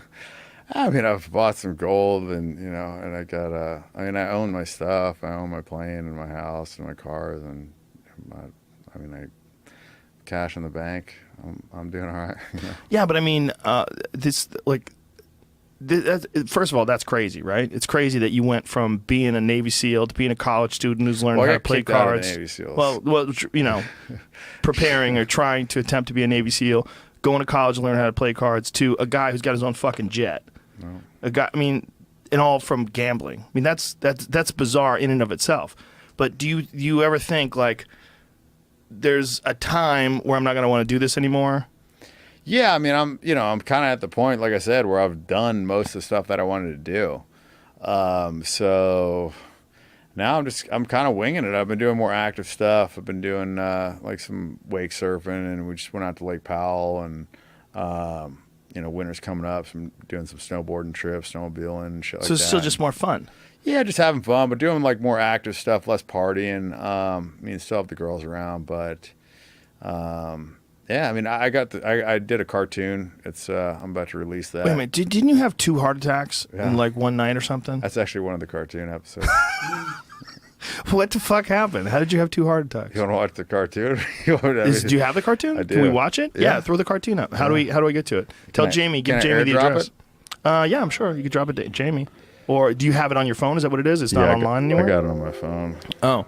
Can you airdrop it to you, Jamie? Does that work? I can't airdrop it, but I could AirPlay it if you got an Apple TV. Yeah, we have an Apple TV, but we can't play it online. That'd just be us watching it in here. We couldn't hear it or anything. I can't put it on that. You can, but I don't have that. That's not in this current system here. It's not built into this to display. Let me see. Can we fix that? Can we make that happen, or is that? We can in the future. Yeah. Okay, but we need a different setup or something. I need some extra inputs, yeah. Yeah, we'll do that another time. Okay, we'll do it another time. You want me to call my guy and see if I can get you a link? You want to give me 1 second? Yeah. Go ahead. Call your guy. All right, give me a second. Dan Bilzerian will be right back, ladies and gentlemen. He's going to call his guy, not to be confused with his pussy coordinator. Yeah. He doesn't have one of those. I'm looking. You're looking for a pussy coordinator? I know some dudes. What a crazy life. It's bizarre, right? I just... people will tell you, that's going to get tired. But guess what? So is being married to a lot of people. Not to me, Jamie. So is working in a regular job. That's got to be tired too. I love the fact that this is a real thing. That all of a sudden, because of social media, some guy can gather up 50 fucking million followers. He's also become, I don't know how to word this right, but like, you know how people start calling the Michael Jordan, you'd be the Michael Jordan of this because you're the greatest of whatever. He's starting to become, people are calling so-and-so the Dan Bilzerian of X. Oh yeah, well he's become so known. There's that Italian guy. Yeah, that Giovanni Vacci. Yeah. That old guy is my age. Isn't that sad? God damn, I'm old, bro. Sad. Every now and then I wake up and I got some new pain, and I just think, is this pain like forever? Is this gonna heal? Like I got this hip thing that's going on lately, and it's not bad. Like I did kickboxing today, and no problem, and no pain while I'm working out. But every now and then it like irritates me. And instead of it, like when I was young, if I had something that irritated me, I would say, some fucking nothing, I'll get over that. But that's also why I developed a bunch of chronic injuries from jiu-jitsu, because I would go and train even though I had something fucked up. It's also because jiu-jitsu is really fun. But I don't think like that anymore, man. Now I think, is this like broken? Like, is this, am I going to need a hip replacement? Like, I know guys that are my age that have I know guys younger than me that have had hip replacements. I start thinking, like, is this shit broken forever? You got your guy? I talked to him. He's telling me I can't show it. You can't show it? He's telling Who the fuck is that guy? saying, You got a guy that tells you what to do? No, I'm telling he's saying you, he can't fire your team, dude. I'm available. I work for free. I pretty much fire them all. I don't Fire them all, I don't dude. listen to anything they say. Fire them all. I have a team, too. I don't listen to them either. Nobody should listen to teams. Yeah, you know? I agree. I mean, I obviously don't know shit about poker. I don't know nothing about your business. I'm not a gambler, but I can advise you. Fire the whole team. Fire everybody. Fuck 'em. Keep doing exactly what you're doing. Listen to me, dude. I'm telling you, I'm right. I have no experience in your business. I'm totally unqualified, but I will give you some sound advice. Yeah. You know that Italian guy that people keep comparing to you? That guy who dances around a lot? Oh, I've seen him. Yeah. Did he have some health issue? What's going on with him? Really? I don't know. I thought so, but I don't know. So that was the last I'd heard. Oh, I didn't hear that. Yeah. What's his name? Giovanni Vacci or something like that? Yeah. Well, I became aware of him because there's a hilarious video of him and his girlfriend dancing. Oh, yeah, it's He's great. a really good dancer, he's right? a fucking great dancer. Fuck yeah. But this thing, here's the thing, man. Everybody's like, I saw this thing like something about sugar daddy and like 'cause she's young and hot and he's got gray hair. Yeah. That motherfucker's my age. Like, that's how old I am, dude. 49. The end is near. The end is near, Jamie. There he is. Yeah, I mean, no, he looks dude's like a in fucking great stud, shape, right? Yeah, well, it's just the hair. I mean, if he had black hair, he would look. He'd look younger, right? Oh, Yeah. for sure. I mean, he just has I have a buddy of mine who's 30. His hair's almost all white. I mean, it's just some dudes have premature hair, and he's got a banging girlfriend, but he's got one. Yeah. See, you can't call him the Dan Bilzerian of Italy. I mean, he's obviously a baller. He's living good, you know? He's balling. He's got one girl. Yeah. I mean, I'm sure he's happy. He looks very happy. She looks very happy. Everybody looks happy. I feel like he's doing a lot of stuff for Instagram. Like, he's posted a lot. He's trying to get on that Dan Bilzerian level. I think he might What's he be. at? What level's he at? 5 million? How many? Okay, but look that's at how a many. giant jump. He's done twice as many posts as I've done in the last 5 years, and he's done it in, I think, like 6 months. Yeah, very quickly. So he's posting a lot. Well, not only that, his shit became really popular like really recently. Yeah. Like I want to say when I became aware of him, he only had 2 million followers. But like if you look at his stuff though, it kind of looks like, you know, it's like a lot of photo shoots, right? Like exactly. Kind of looks like a lot of staged. Yeah. Like, oh, look, I found a goat. Yeah. Look, it's me with the goat. Yeah. Yeah, he's got a lot of money. Look at that. Come on, son. Like that doesn't just accidentally happen, right? Yeah, you don't just accidentally get photographed on a horse with no shirt on. With white pants. And with prison tattoos. What's with all the prison tattoos? He's got like a bunch of writing on his chest. Yeah. What does that all say? Do we know what his tattoos say? There must be like a website dedicated to his chest tattoos. Look, he's there with Pitbull. Look, there he is. Yeah. Come on, he's so happy. No, I mean he looks like a cool cat. He does. I don't like what he's doing with his beard though. Yeah, He's got that little thing that he puts at the bottom of his beard. He twists it up and puts like a little rubber band around it. Get the fuck out of here. I don't know what the fuck that is. I will pull that thing off. I see you, sir. I'm going to grab that thing. That's a goddamn handle. I don't understand that. Yeah. He's a fun cat, though. His videos are really fun. No, the fucking guy can dance. Hats off to him. Oh, man. Pull that. See if you can find that one video of him with the girl, the first one they did on the boat that got him really famous. I want to say that was only 4 or 5 months ago, and I don't know That's what how I'm many saying. millions. That's what I'm saying. In the last like 5 months, he's really like he's gone hard. Like, but there's some stuff. I mean, it's like he set up a dinner table. I saw a picture. He set up a dinner table underwater where he could like pretend like he was eating underwater, and then he did like a whole skit where he was like underwater doing all this stuff. I'm like, fuck, man, that must have taken you like a fucking full day to like. Yeah. And he's wearing a suit, and I'm just like, fuck, man. Well, he's going a different approach. Yeah. Instead of the baller approach, like shooting guns in his underwear, what he's doing is he's got like this one beautiful girlfriend. And they just have a good time all over the world. It seems. I mean, it's a different approach, but here's the point. I like that. I dig that. Yeah. I'm just saying, like, there he is. That's it. No, that's awesome. I mean, this motherfucker can dance. No, he can. He can fucking cut some rug. And he looks like he's having a good time. No, 100%. But see, that's cool to me. Like the other stuff that's like, it seems like a lot of effort's put into it is not quite. But that's dope. I mean, and chick seems cool. Motherfucker can dance. Looks like he's having fun. I mean, like. Listen, if you got that kind of money, why wouldn't you be dancing? Yeah. You should be dancing. That's awesome. Should be partying your fucking, and he is. Yeah. Just I don't understand his tattoos. I'm confused about the ankle one. What's going on down there? Maybe it's like his ex-wife's name. Like, fuck you, bitch. I fucking covered it. He's in good shape, though. Yeah, he is. Fuck, you know? Yeah, he's in very good shape for a 49-year-old. That's my age, God damn it. I'm fucking 49, man. It's just the end is near, Dan. I don't know. You're in the right time frame. I'll tell you what. It is. They got the stem cells. They got the HGH. I've already had a gang of it. All the done above. the stem cells? Oh yeah, man. Stem cells fix my fucking shoulder. Well, like, people are tired of now, hearing about it on this podcast. Was that Regenikine or was that stem cells? I had Regenikine done on my shoulder too. It didn't help as much. Thing. I had some pretty significant tearing. Slap tear. I had a tear of the labrum, a tear of the biceps tendon, and a tear of the rotator cuff. Oh wow! I did the rotator cuff. I basically I couldn't even lift my arm like 3 inches. I did the Regenikine, and then 3 weeks later I was boxing. Like, well, the Regenikine did wonders for my back. It just wasn't enough for my shoulder. But again, I'm an idiot. I don't give it enough time off. But I literally from like this. 3 weeks later, I was boxing. Like, yeah, that is amazing. Pretty aggressive, right? I mean, and by the way, all the doctors told me I needed surgery. The same thing to me. Yeah. Now, I've had that said to me twice. I need surgery on my neck, and I've heard I need surgery on my shoulder. I avoided both of them, and I do everything now. Yeah. But one of the things about shoulder injuries that I found from Steve Maxwell, he's a pretty famous strength and conditioning coach that's been on this podcast a bunch of times, is hanging. Hanging from chin-up bars. It's so important to do. It's so good for your shoulders to straighten out your shoulders. I thought you were going to say bad. I was like, fuck, because I've done a lot of that. So, no, good. it's really good for you. Good. There's a whole video about it where this doctor, who was a shoulder surgery doctor, stopped doing shoulder surgery on most of his patients and started them on this hanging therapy. Because when you see most human beings essentially were primates, and most primates swing from trees. I mean, that is what they do. They grab a hold of things and they swing, and it stretches out your arm, and you develop impingements from gravity, from a lack of use, or from too much use or overuse. And this guy has you hang from a chin-up bar, just holding on and hanging.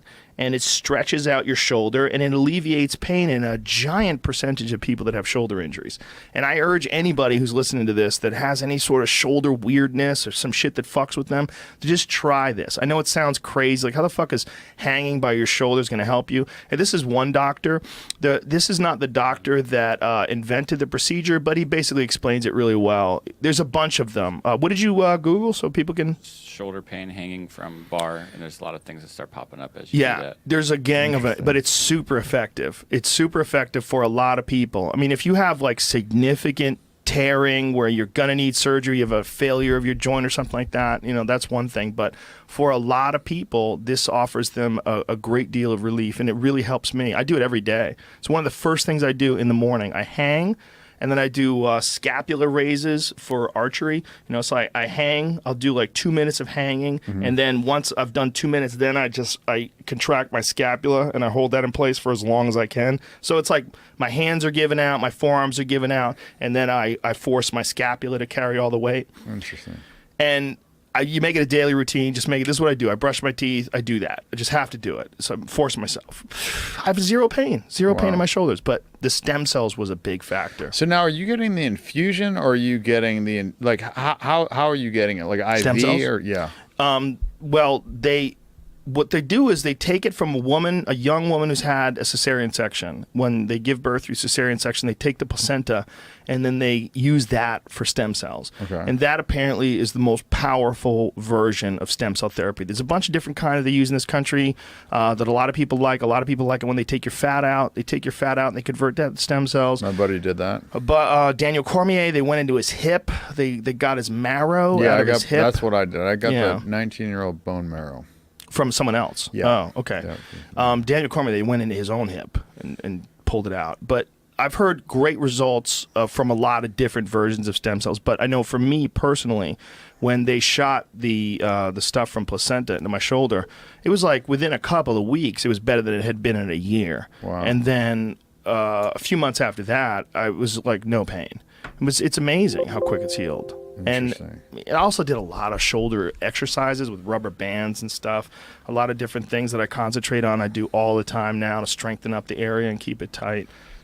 But you haven't done the IV stuff? No, you did that, huh? Yeah, I've done that twice now. Boss Rutan did that. He told me that it was like the power was coming out of my hands. Ah! Bro, it's pretty crazy. I mean, I basically... It was weird though. The first time I did it, it seemed like I had a lot more of a profound effect than the second. But the first time, so I went down to Mexico because you can't do it in the U.S. So I went down there. I got like 90 million of the 19-year-old bone marrow that have been oxygen deprived, whatever, and they inject it in you. The next day I went to get some dental work done. I think I got a root canal, whatever it was, but they injected 25 vials of like lidocaine or novocaine or whatever it is. And they said that my body was just cycling it through like instantaneously, right? So I had all this dental work done. The next day I was completely healed from all the dental work, which is pretty crazy. What? Yeah. And they said they've never given anybody that much lidocaine ever. Even, you know, and they're like, you know, the guy asked me if I do coke. And I'm like, no, like I haven't done that since I was 25. He's like, yeah. He's like, normally, like nobody can, you know, needs this much unless they have some kind of a thing. And I'm like, actually, normally really drug sensitive. I also found that because I do HRT, and I found that when I did the shots, like it was like a lot. For people listening, it's hormone replacement therapy. Yeah, and so basically, I found that it just cycled all these drugs faster through my system. So I'd get a stronger effect, but then it'd be out. And then I went to the gym. They said you're not supposed to work out for 3 days or whatever. I went to the gym. I think it was like 4 or 5 days later, and I was like 20% stronger. Wow. And I mean, I've been training for 20 something years. I've done everything. So to get like 20% strength increase is just fucking crazy. Dude, I'm going to Mexico. It was so nuts. What part of Mexico? Where do you go? Exactly. Got an address? Tijuana. Tijuana. Oh, shithole, man, yeah. Tijuana. It's so dangerous. No, I had it was like Sicario. I had like the armored cars. I like made them give me a machine gun. I was like, yes, really? Yeah, I had like a machine gun. Which, you wanted your own machine gun while you're down there? Just gun. in case shit goes down, you don't want these guys to get shot. Bro, that place like the fucking Wild West, man. You know, at least if I'm going out, I want to have a gun. You know. But Tijuana seems to me like, yeah, it's the Wild West, but they don't want to fuck it up because the money's made all through tourism. Like if somebody gets gunned down or kidnapped, nobody wants to go to Tijuana. So you rarely hear about anything going down in Tijuana except those drug murders. Yeah. But that was just the last ones with those beheadings, which were was like a decade ago. Pretty gnarly shit. I mean, I just know that they didn't want me to fly my plane down there. I did anyways, but they're like, yeah, you should probably charter, and you know, you should probably drive. Why don't you drive? It's not that long.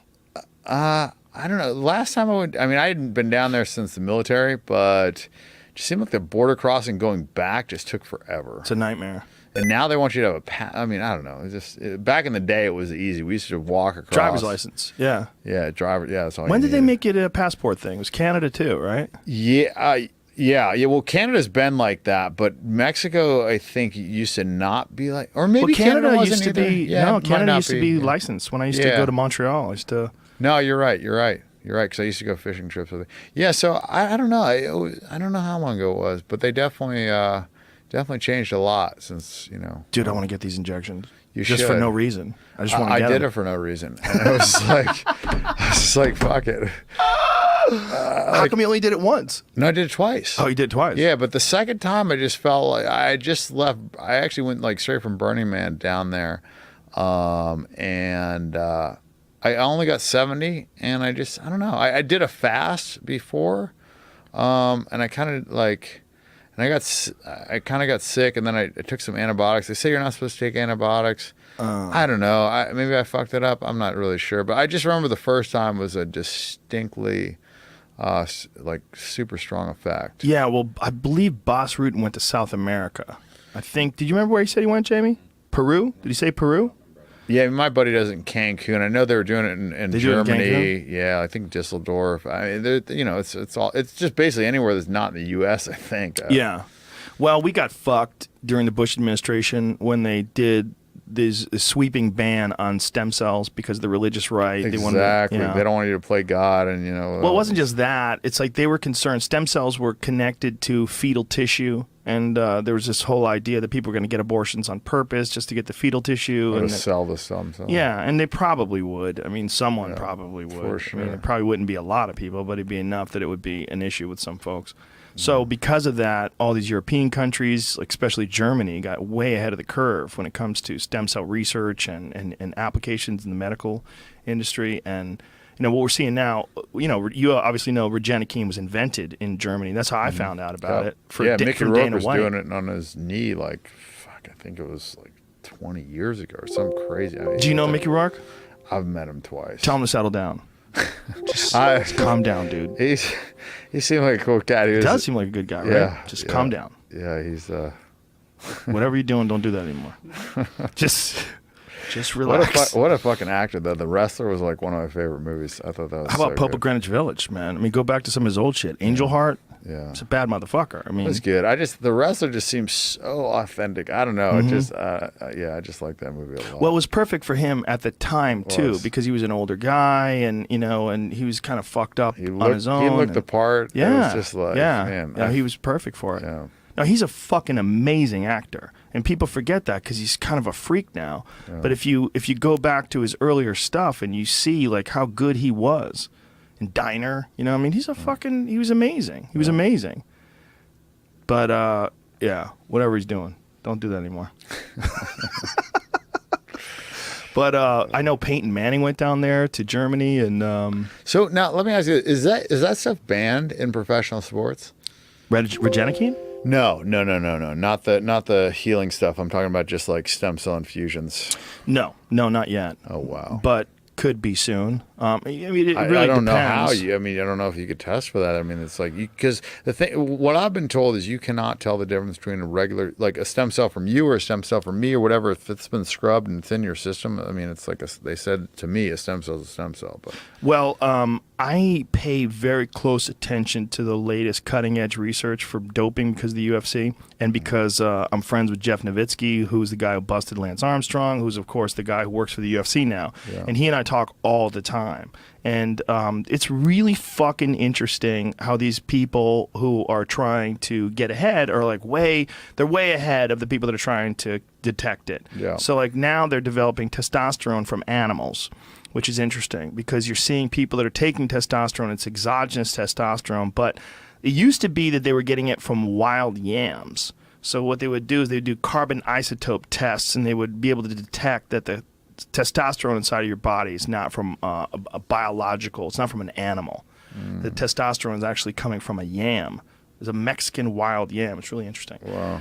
But now they're figuring out a way to extract it from animals, at least theoretically. So Nowitzki says it hasn't been proven yet, but they're pretty sure. So what they're doing now is they're taking people's piss and blood, and then they freeze it, and they hold on to it for 8 years.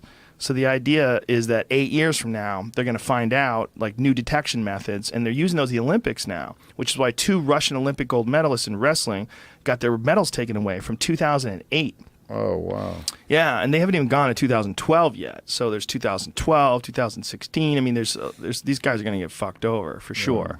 But, Russia has an extensive state-sponsored anti-doping agency. Yeah, well, they also are pretty big advocates of. I mean, they were the ones that started it. Oh right? yeah, I mean, like back in the powerlifting. These Germans too. Yeah. Yeah. Well, they started it, but also what's interesting is the scientists that were involved in the program. They all got whacked. They're killing these motherfuckers left and right. Because all the people that know, when one guy blew the whistle, one of the Russian anti-doping guys blew the whistle. Apparently, they just started icing these motherfuckers. Wow. To see if you can pull that up, Jamie. Like how many Russian anti-doping scientists have been murdered. Wow, that's crazy. Yeah, they don't fuck around over there, man. They don't fuck around. And like, and from what I've heard, like Putin's like really into the sports too. So he's like, oh yeah, he's into fighting. He loves Fedor. Yeah. Fedor Emelianenko. Yeah. Whatever happened to that guy?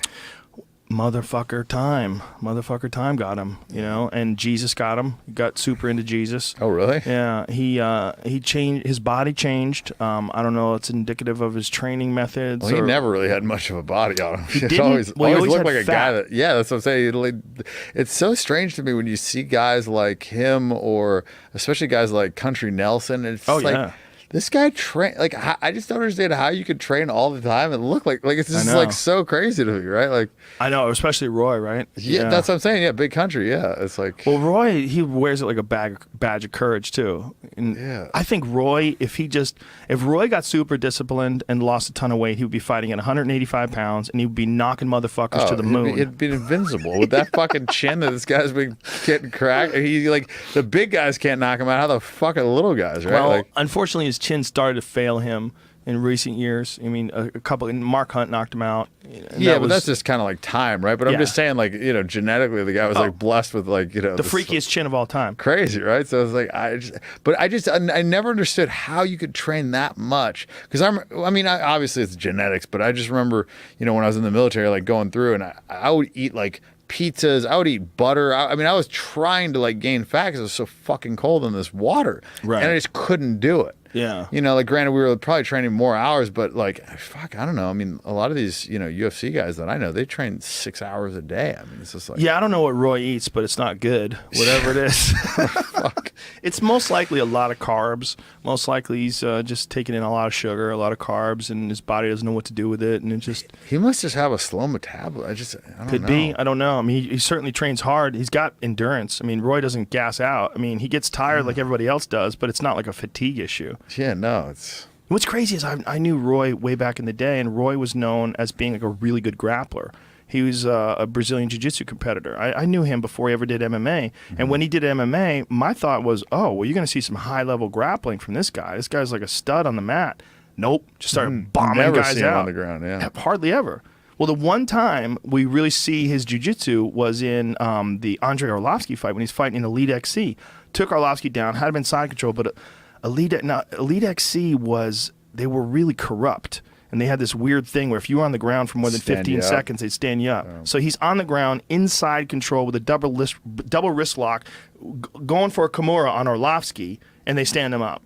And he wound up getting stopped by Arlovsky. But that was So crazy. But that was that, you know, they were making Kimbo Slice their poster boy, and it was like Gary Shaw was promoting it. And he was a boxing guy, and he had his own idea about how to promote it, and they weren't MMA friendly. It was just they wanted excitement. They didn't really want to promote like in a pure sense of the sport, you know. So it was the whole thing was kind of fucked. But I remember I saw Kimbo. I was down in Miami and I saw one of his fights or whatever, and they had like some alternate guy like come in off the couch, and this guy had knocked him out in, like Seth Petrozelli, 10 seconds. It was just so crazy. That was a bad fight. They should have never taken that fight. Seth Petrozelli's very good. And when I saw that, I knew that Kimbo's a tough guy. He was a really good guy too. Yeah. Unfortunately, he passed away recently, which is kind of fucked up because he had a bad heart and he was scheduled for another fight.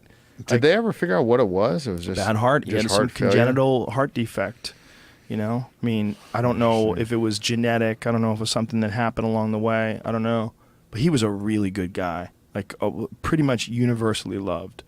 Really good guy. His story is so crazy. Like, I heard the guy like basically almost like walked onto the football team. Yeah. Like, yeah, so nuts. Like, Yeah. living on the streets, like. Yeah, I mean, just a tough guy, knew how to punch, and you know, when I found out about him, like everybody else did through these YouTube videos. Yeah. Did you ever see when he fought Sean Gannon?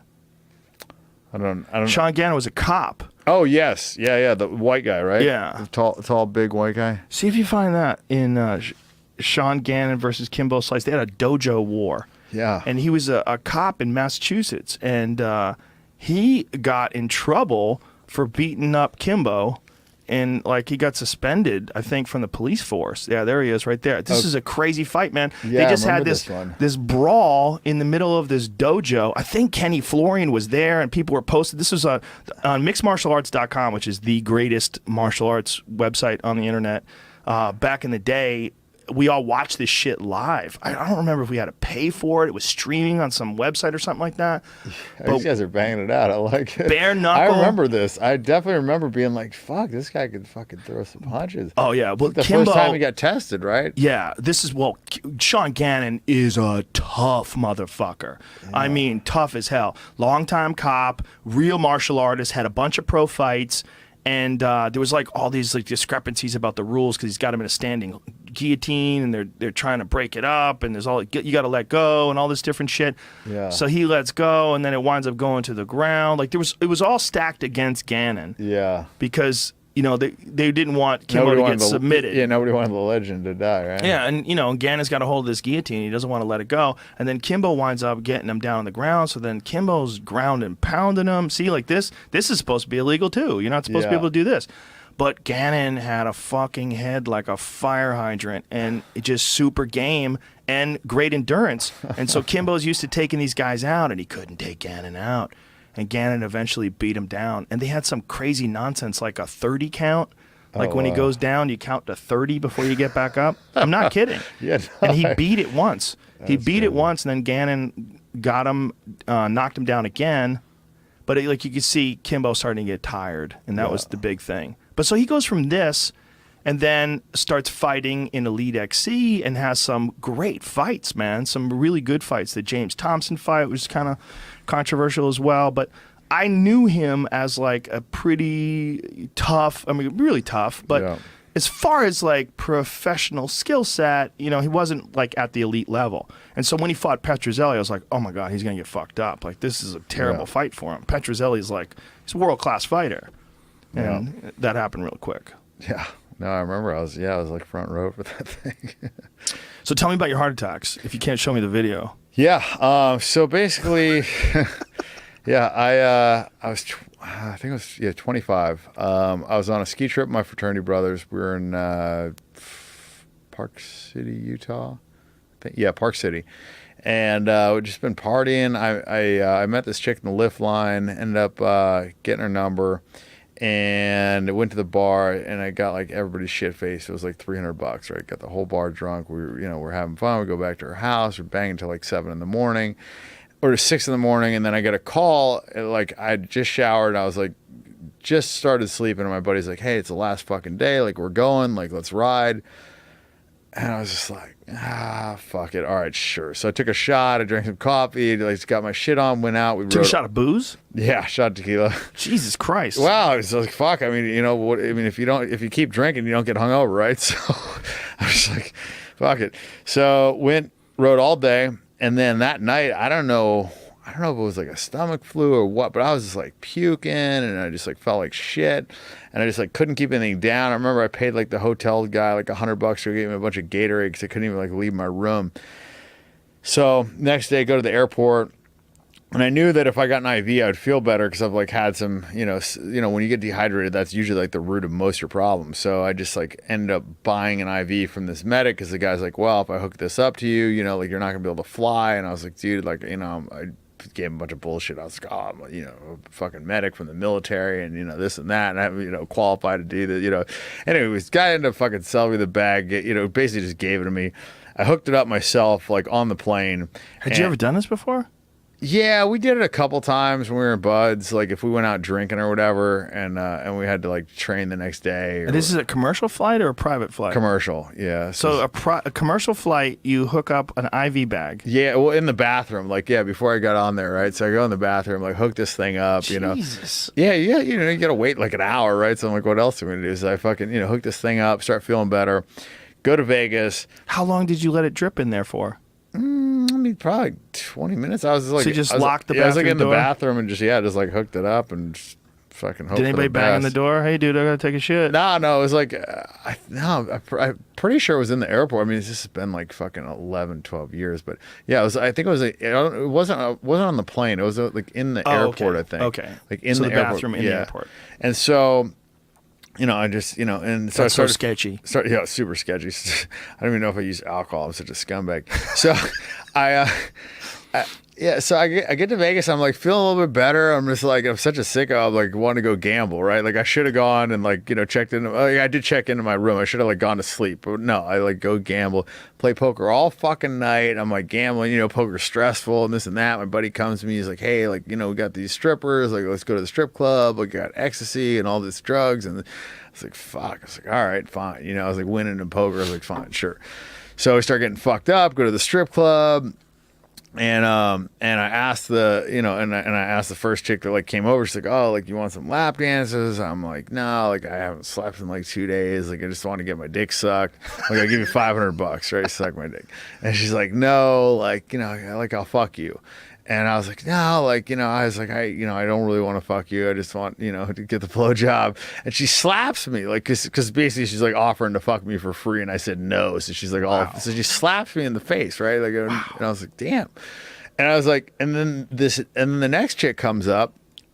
And I like offered her the same thing. I was like, hey, like I'll give you $500 to suck my dick. I'm like, I don't really want any lap dances. She's like, well, it's like, I'm down to hang out, and I can get off. And I'm just like, fuck. I'm just like, well, this sounds like she's gonna want me to bang her. I'm like, I don't want to get slapped again. I was just like, so I'm like, okay, like, get your shit. Like, let's get out of here. Let's go after party. So I talked to my buddy. I'm like, hey, like, I need a Viagra or some kind of dick pill or something, And I'd never taken Viagra, so I didn't really know the dosing or whatever. So he gives me the 100 milligram one, which is like for fucking, if you don't know anything about, Viagra, that's for like geriatrics, right? This dude gives me this thing. I take the whole thing. I don't know, like a minute goes by and I'm like, the fucking thing isn't working. But I'm all coked up. I think, seems like it's been an hour, right? The guy's like, it hasn't been enough time. I'm like, give me another pill. And So he's like, no, like you can't. I'm like, give me the fucking thing. So he gives me another. He's like, only take half. He's like, don't take this. And so anyway, so I take another half. Wait like 5 minutes, do some more blow, and I'm like, oh, my dick's not hard. Like the girl's not even around. Like I have no like sexual stimulus. There's no even reason for my dick to be hard, right? But it's like in my mind, I'm like overthinking it, which makes it worse, right? So I'm like, fuck it. So I take the other half. So now I'm like 200 milligrams into this fucking Viagra, which is like, double the absolute max from what you can have some guys have to get their dick drained, right? Yeah. Well, we get to that. So go back to my hotel, and I'm like fucking banging the shit out of this girl. Like, I got like veins coming out of my head. I'm sweating profusely, and I'm like doing. I'd fucked her for like maybe like 45, 50 minutes. Like, it was not pleasurable at all. This was like work, right? I'm just like, and after like, fuck, man, I think it was like 50 minutes. I just quit. Like, I was just like, I just knew there was just zero chance of me coming, and I'd like punished this chick enough, and I'm just like, and I like didn't like, I was just tired. I went in the bathroom. Took a cold shower. My dick like wouldn't go down. Like I'd like order some room service. I ended up like tucking it up into my waist, and because like there's just no going down for this fucking thing, right? So eat the room service. I think. Then I actually ended up taking a Valium. Went to sleep. Banged her again. Woke up. Went and ate some Mexican food. I was like betting on the sports game, and I started getting like this pain in my shoulder. And I couldn't really like know what it was. It was like, it kind of just felt like an ache. So I started doing some push-ups. That didn't really make it feel any better. And I was like stretching my arm out. I was like trying to sleep, but I couldn't even like lay on that side. I'm just like, what the fuck? Like, heart attack never even entered into the realm of possibility of shit that could be wrong with me, right? I'm like fucking 25. Like, it's like shoulder pain. Like, wow, I didn't have no idea that would have anything to do with a heart attack. So call my mom, tell her to get the family doctor on the phone. She calls this dude up, and I'm like getting like kind of short of breath. So I'm like, fuck. So I just hang up the phone, and I find out the hospital's like 10 minutes away. So I'm like, fuck it, I'll just get a cab, be faster. I should have got an ambulance, but I got a cab. Note to self, always get an ambulance if you got any shit, because I got the cab. I was in the waiting room for like 50 minutes. I pulled out like 10 grand out of my pocket. I told the lady, I was like, I'll give you 10 grand. Let me talk to the fucking doctor. Like, something's wrong with me. I don't know what's wrong, but I know something's wrong. Anyway, did she take the 10 grand? Fuck no. It made me sit in the fucking waiting room. And like 30, 40 minutes go by. I finally get seen by a doctor. He's like, holy shit, like you're having a full-blown heart attack, all this stuff. And give me the nitroglycerin. And I call my dad, and my mom was like, you know, telling me, I'm thinking I'm fucking done, right? And because this has been going on for a while. I'm like having a hard time breathing. I'm like in pain. And so they give me the nitroglycerin, right? And I start feeling better. They do a angiogram or whatever where they check out the heart. They said there was no damage. Parents come out. The next day I have another one. And I'm like, and I tell the doctor, I'm just like, and then my doctor was Conrad Murray too, by the way, which is Michael Jackson's doctor, the guy that smoked him. And the craziest, that was your doctor? Yeah. And the spookiest thing about the whole deal was my grandfather had the same doctor in the same motherfucking hospital exactly 1 year prior and died. So I'm just like, you know, this is not looking good for the home team. This is before he'd killed Michael Jackson's ass too, right? So I'm like, you know, fuck, I'm just in the hospital. So I call my dad. I'm like, I'm having another heart attack. I tell the nurse, and they're like, no, like your thing looks fine. I call my dad. I'm like, there's something wrong. My dad like comes down to the hospital, and sure enough, like I'm having a second like minor heart attack. I'm just like, what the fuck? So they do a bunch of tests. They say my heart's fine, and then they ask me for like the list. So I got to like give them the list. And my ex-girlfriend's there, my mom's there, my dad's there, and I'm just like started off with like, oh well, you know, I was like smoking some pot, and he's like, well, you know, like you better tell us like what you've been doing. Like it's important. We need to figure out what's going on with you.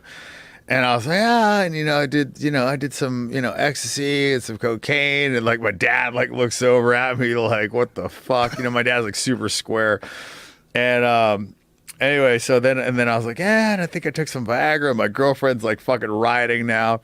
And he's like, how much? I'm like, 200 milligrams. He's like, what? He's like, 200 milligrams. I'm like, I don't fucking know. It's like, seem like what I was supposed to take. He's like, that's like an insane amount. Like, anyway, so I end up staying in the hospital for like 4 days. I actually fucked my girlfriend in the hospital with all these like cords and crazy shit. Oh, Jesus Christ. I like smoked a joint in the hospital thing. I fucked her. Like I had a buddy of mine bringing like wine coolers and Chinese food. I was like the worst patient of all time, right?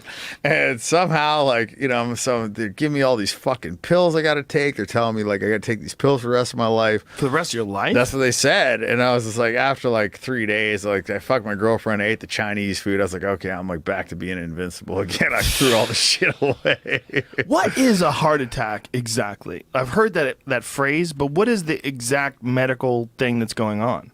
For a guy that's had two, I should know. I don't know. I think it's just like basically when your heart's not getting enough oxygen or something. Or I don't know. It's not functioning properly. Yeah, here we like go. Usually there's like a blocked artery. There's like something. And I think like Coke is a vasoconstrictor or whatever, so maybe it like constricted my veins, so there wasn't like enough. But isn't the flow. Viagra a vasodilator? So shouldn't that balance it out? I think, but I don't know. You know what I mean? I don't know. I don't really know the science behind it, but I know that like Coke and Viagra, I don't think you're supposed to mix them.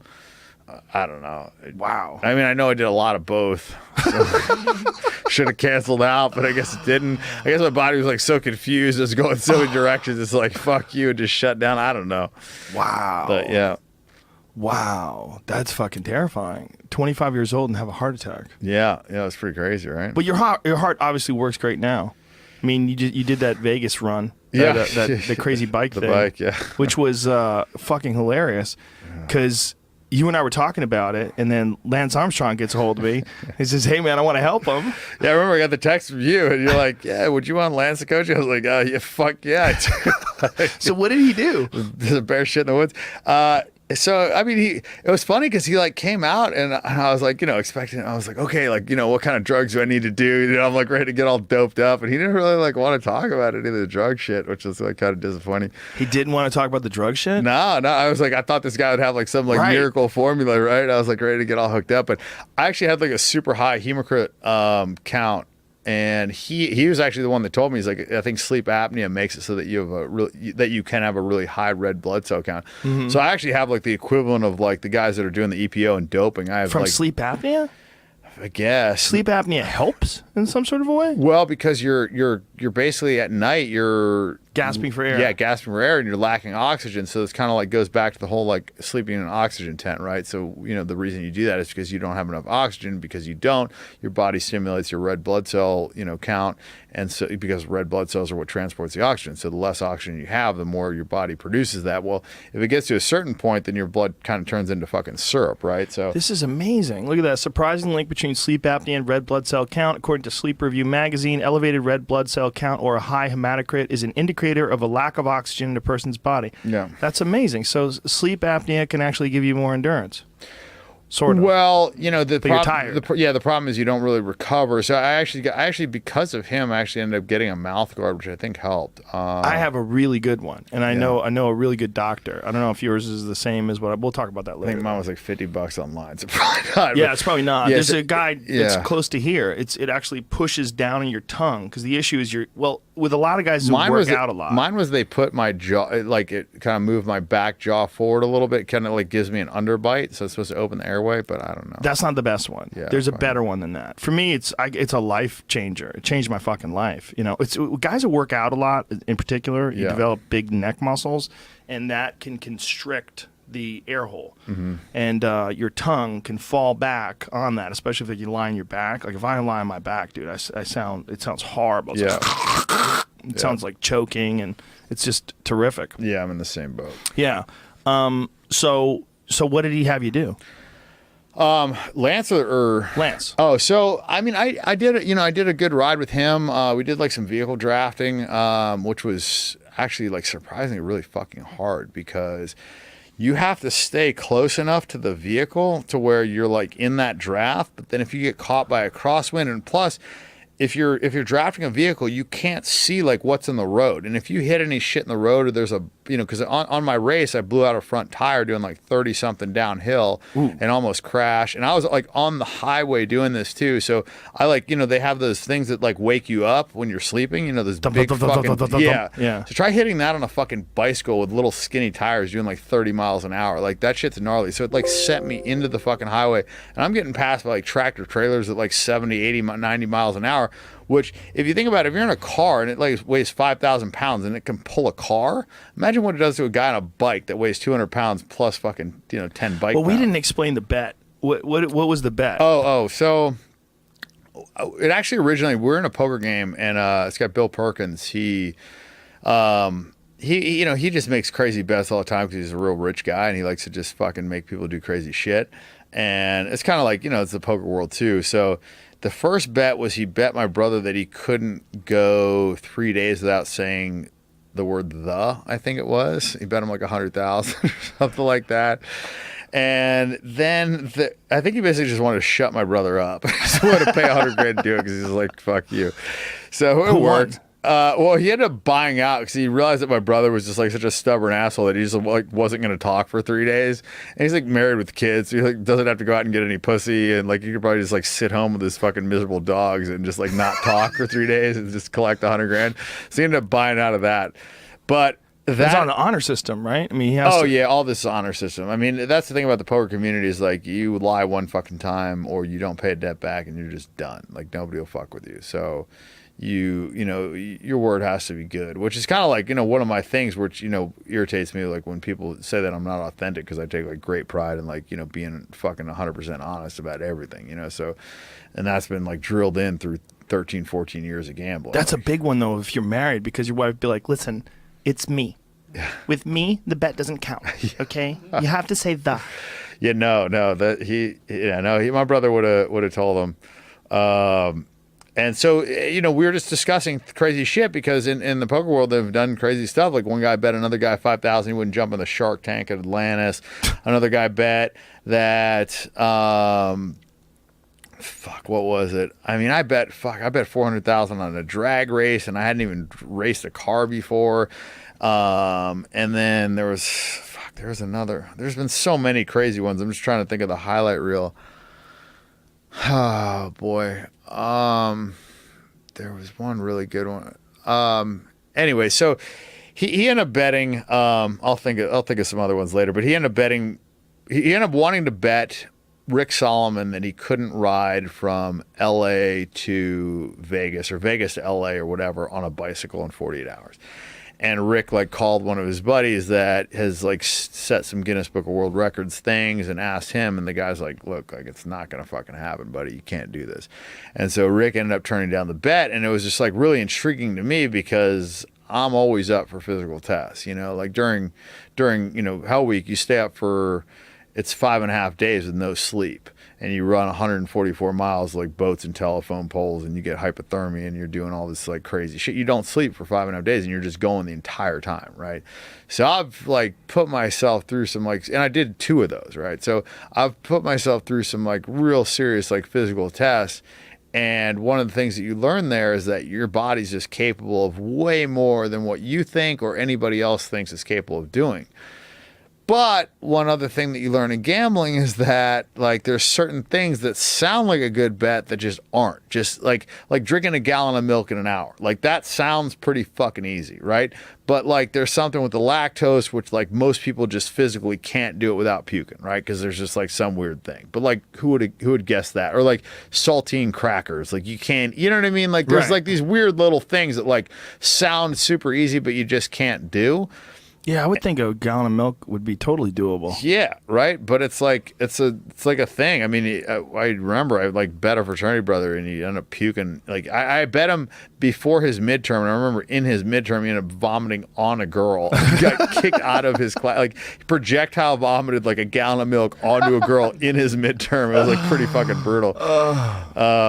And I was like, yeah, we had some funny midterm stories. I actually ended up taking my vitamins one morning with, I had a thing of GHB, and it looks just like water, right? Oh, no. And so I ended up taking like a full swallow because I had all these horse pills. So I took like a full swig.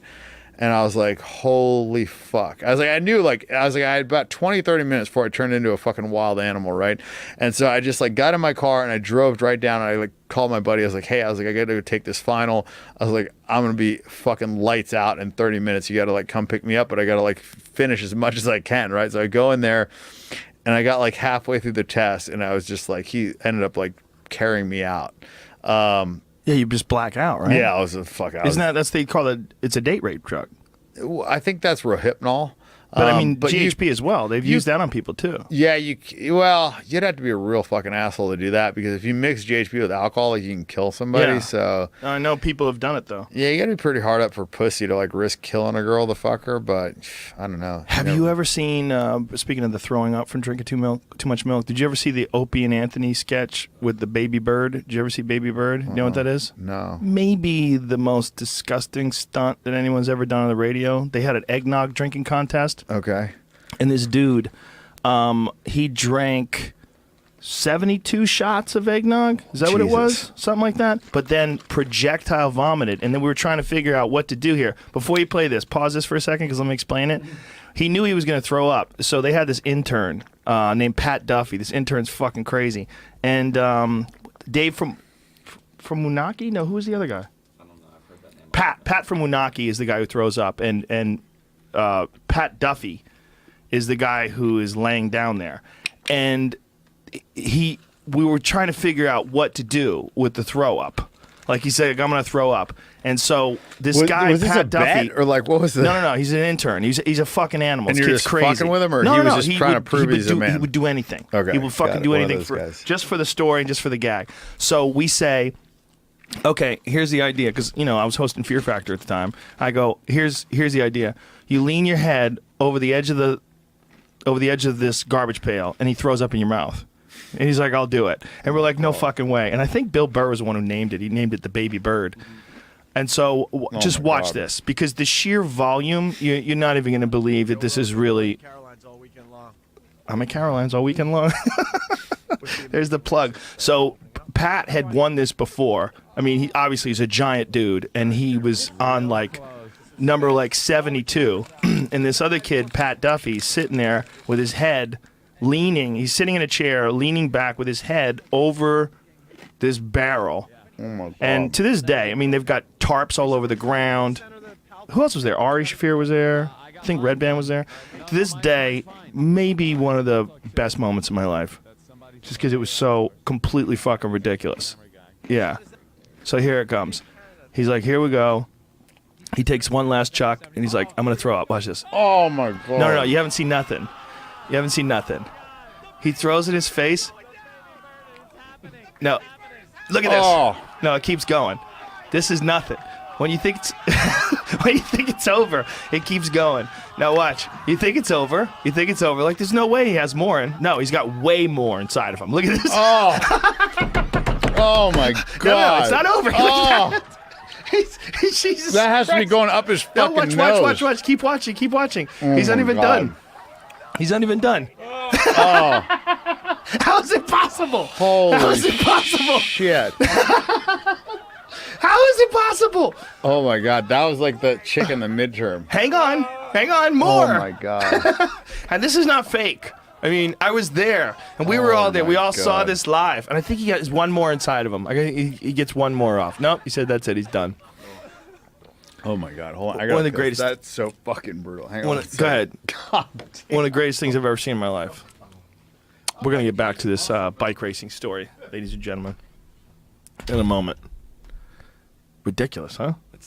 I'm remembering. I don't think it was on. It might have been on one of the Jackass movies or the TV show. Bam's uncle, his crazy uncle, drank like 70 shots of peach schnapps. 70. Something Oh, crazy, that's right. a shitload of It was amounts, crazy. Bam Don Margera. Vito. It was his yeah. uncle, Don Vito. The big guy. Yeah. And he started 70? 70? projectile vomiting all. I think it was 7. It was a lot. It was way more than 20. I don't Oh know my if it was God. 20, but You could die from that. Well, there was a woman in San Jose or Sacramento, one of those places, where she was doing a radio contest. And it was like, how much water can you drink? And she died from drinking water. Like, if you drink too much water, you could die. Did this guy get sick from this vomit stuff at all? The kid, Yeah. Pat? No. The kid's bulletproof. Just doesn't get sick. That guy ate cat shit. He brushed his teeth with cat shit. He also ate Fruit Loops in the puke. Like he took a bowl of Fruit Loops and mixed it with the puke and ate the Fruit Loops. Yeah. There's people out there that are different than you and I, Jamie. There's people that can do things that we can't do. Why though? Why? I don't know. Just for the story. What's he up to now? I don't know. Well, we're talking about him though. You know what I'm saying? Like we're talking about him. So it's like it's one of those things. Like that's why he did it. We're still talking about him. This was in a world pre-YouTube, really, right? I don't remember when it was. It says 2008, but I don't think that's correct. I feel like it was earlier than that. I feel like it was like 2003 or 4 or something like that. I think it was a long time ago. God, that was so crazy. It's insane, right? Oh my God. So I think that was like the guy in college. It was So- similar to that. So back to the bet. So so the bet is that you can't ride a bike from LA to Vegas. Do you have a starting point? Oh yeah. So basically, it was. So he was gonna bet this guy, and he like looked into it, and he's like, "Nah, that's like not possible." And I was hanging out, and I was just like, "Fuck!" I was like doing some research on it, and I like looked it up, and I like Googled like, how to prepare for a 300-mile bike ride in a month, and like nothing came up. It came up like how to prepare for a 100-mile in like 3 months, right? So I'm just like, that's not a good sign. But I just like, I don't know, something about me just thought it was possible. So I was like talking to Bill, I was like trying to get more time. And I talked to like some buddies that were cyclists. Like, look, they're like, if you had time to like train for this, like you could do it. Like, but there's fucking no way, like just off the couch, you could do it. And I'm like, how long, do I need? And they're like, minimum 3 months. So I'm talking to Bill, and I kind of like want the bet, but I'm just like, I don't know how much money I really want to risk. And so he ended up saying that he would give me, because the initial bet was like, you just had to go do it tomorrow, right? And I was like, there's no fucking way, like, and then he goes, well, I'll give you a month. And I go, give me, it was like until X date, and it was like little under 6 weeks. I was like, and I'll do it. And he's like, how much do you want to bet? I was like, $600 grand. Because I wanted to bet enough to where like I would do it, but I didn't want to bet too much to where like I'd not only like fucking break my ass, but like, just lose a shitload. So it's like 600 seemed like it was a good number. So we made the bet, and I started doing some research. So I go down to the bike shop, and I'm like, oh, like I need a bike. Like I'm doing a triple century ride. And the guy's like, oh, like how much biking? And I was like, oh, like I haven't been on a bike like ever really. I did some mountain biking like 19 years. The guy just like had that response. He just like laughed at me. I'm like, no, like really, like I got to do it. I got like 5 weeks. And he just like looked at me like I was a complete fucking retard. And I'm like, no, like I've got to bet, like I'm going to do it. And the guy's like, okay, like what kind of bike do you want? I'm like, I don't know. Like you're the bike shop. Like tell me, like I had no fucking idea. Right. So he gives me like this race bike, which is like super fucking uncomfortable. So I go out and I ride this thing and I rode it like, I don't know, for like 45 minutes. And my ass was just like fucking in so much pain. And I'm like, I am fucked. Like, I think I made it like 11 miles. And I was just like, this is going to be really brutal. And so I ended up finding like a bike where like you could sit down a little bit more as like a recumbent or whatever. It looked like a low rider bicycle, right? Okay, so that'll like kind of alleviate a little bit of like the ass issue. And it gave me like a slightly different like pedaling position. So I got that, and then I felt a little bit better about the bet. And then I had like ridden a little bit, but like nothing over like 20 or 30 miles. And that was like, you know, kind of like going hard. And then I talked to you and I talked to Lance, and Lance is like, oh, if you use a fucking any other bike other than a road bike, like I'm not fucking, you know, I can't have anything to do with this. And I'm like, why? I don't know, because it's like a fuck. I mean, I don't know. It's a purist. Yeah, it's a bike, or I don't fucking know. So I'm just like, well, listen, buddy, I'm betting big money on this. I'm like, I'm gonna do whatever the fuck I got to do to fucking make it there on a bicycle, right? And so, anyways, then I bet Rick Solomon. Rick thought I was gonna die because like the route that I chose was like on the freeway, and I didn't have a police escort at the time. So he's like, you know, this guy's gonna be driving on the freeway at night. Like there's gonna be trucks past him. Like he's got a decent chance of dying. So, and he's like in the heart attack thing.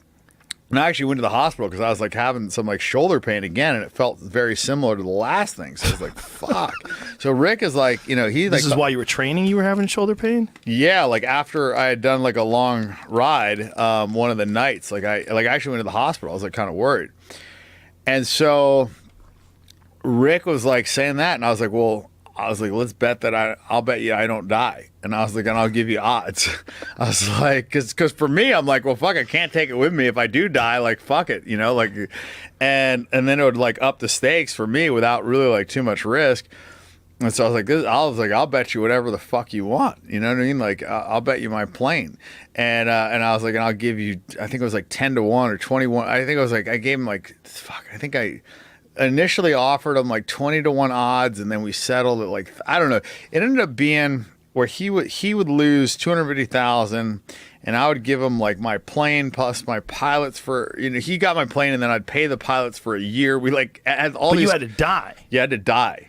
But if I didn't complete the race, then it was like a wash. For me, I'm just like, fuck. It's like, because Rick didn't think I could do it, period, right? So he didn't think there was a possibility that I could do it. And then he thought there was a decent chance that I could die. So for him, he thought he was kind of free rolling. And for me, I was free rolling because it's like, if I die, well, okay, I don't need the fucking plane. It ain't going to take me to hell, right? So like, I'm good. So I made the bet with him. So, and then I bet a little bit on the side with somebody else. So I basically had $1 million on it when I finally ended up doing it.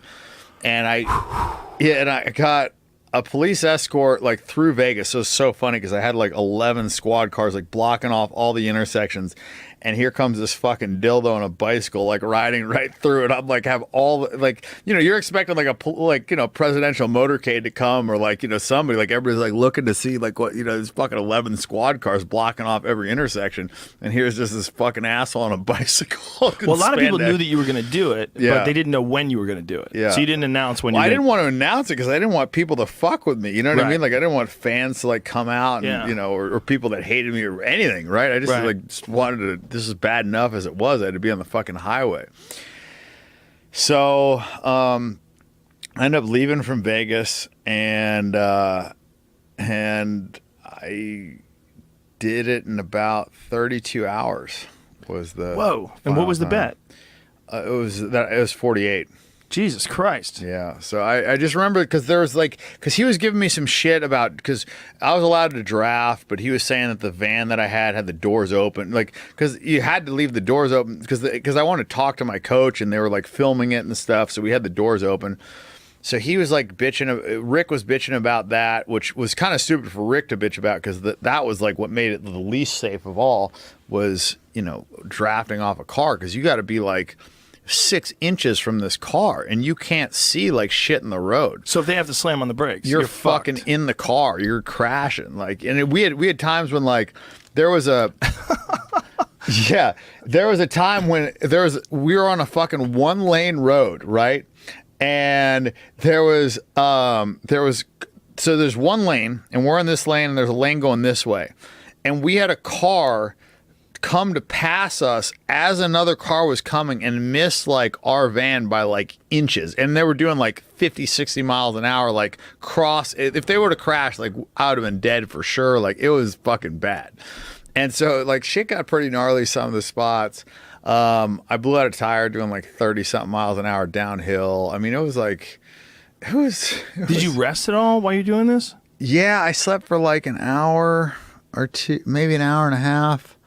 And then I like stopped to eat, but it was mostly just truck the whole way through. So you stayed on this like recumbent style bike the whole time? No, I did half of it on that and half on a road bike. And the second half of it, I did no drafting. I just did a road bike with no drafting. How come no drafting? He was bitching about it, and I was just like, fuck it, I don't need it. Like he was bitching about it while you were riding? Like, yeah. How like, did he know? So I'm like having, was he there? Oh yeah, he was following me. So I'm having like arguments with him, and I was just like, it was helpful, but it only helped on like flat, so it doesn't help at all on the uphill. Right?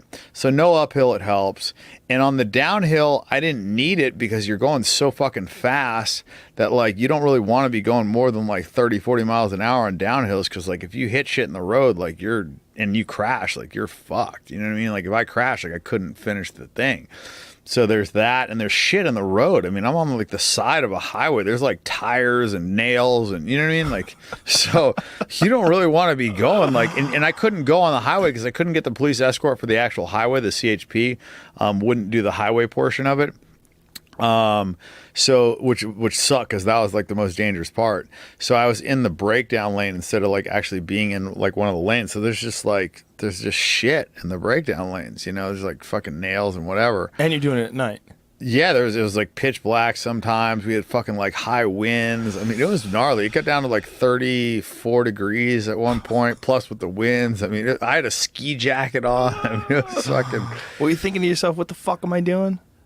Yeah, I mean, I've had a lot of those moments in my life, but I was more like thinking like, I just didn't know if I could do it. I just didn't know like physically because I had just never done any biking. I didn't know if my legs were just gonna like not be able to go anymore. I had no like real experience in it, so I didn't. That was my real concern, was just that like I didn't knew mentally like I was just never gonna quit. I just didn't want to get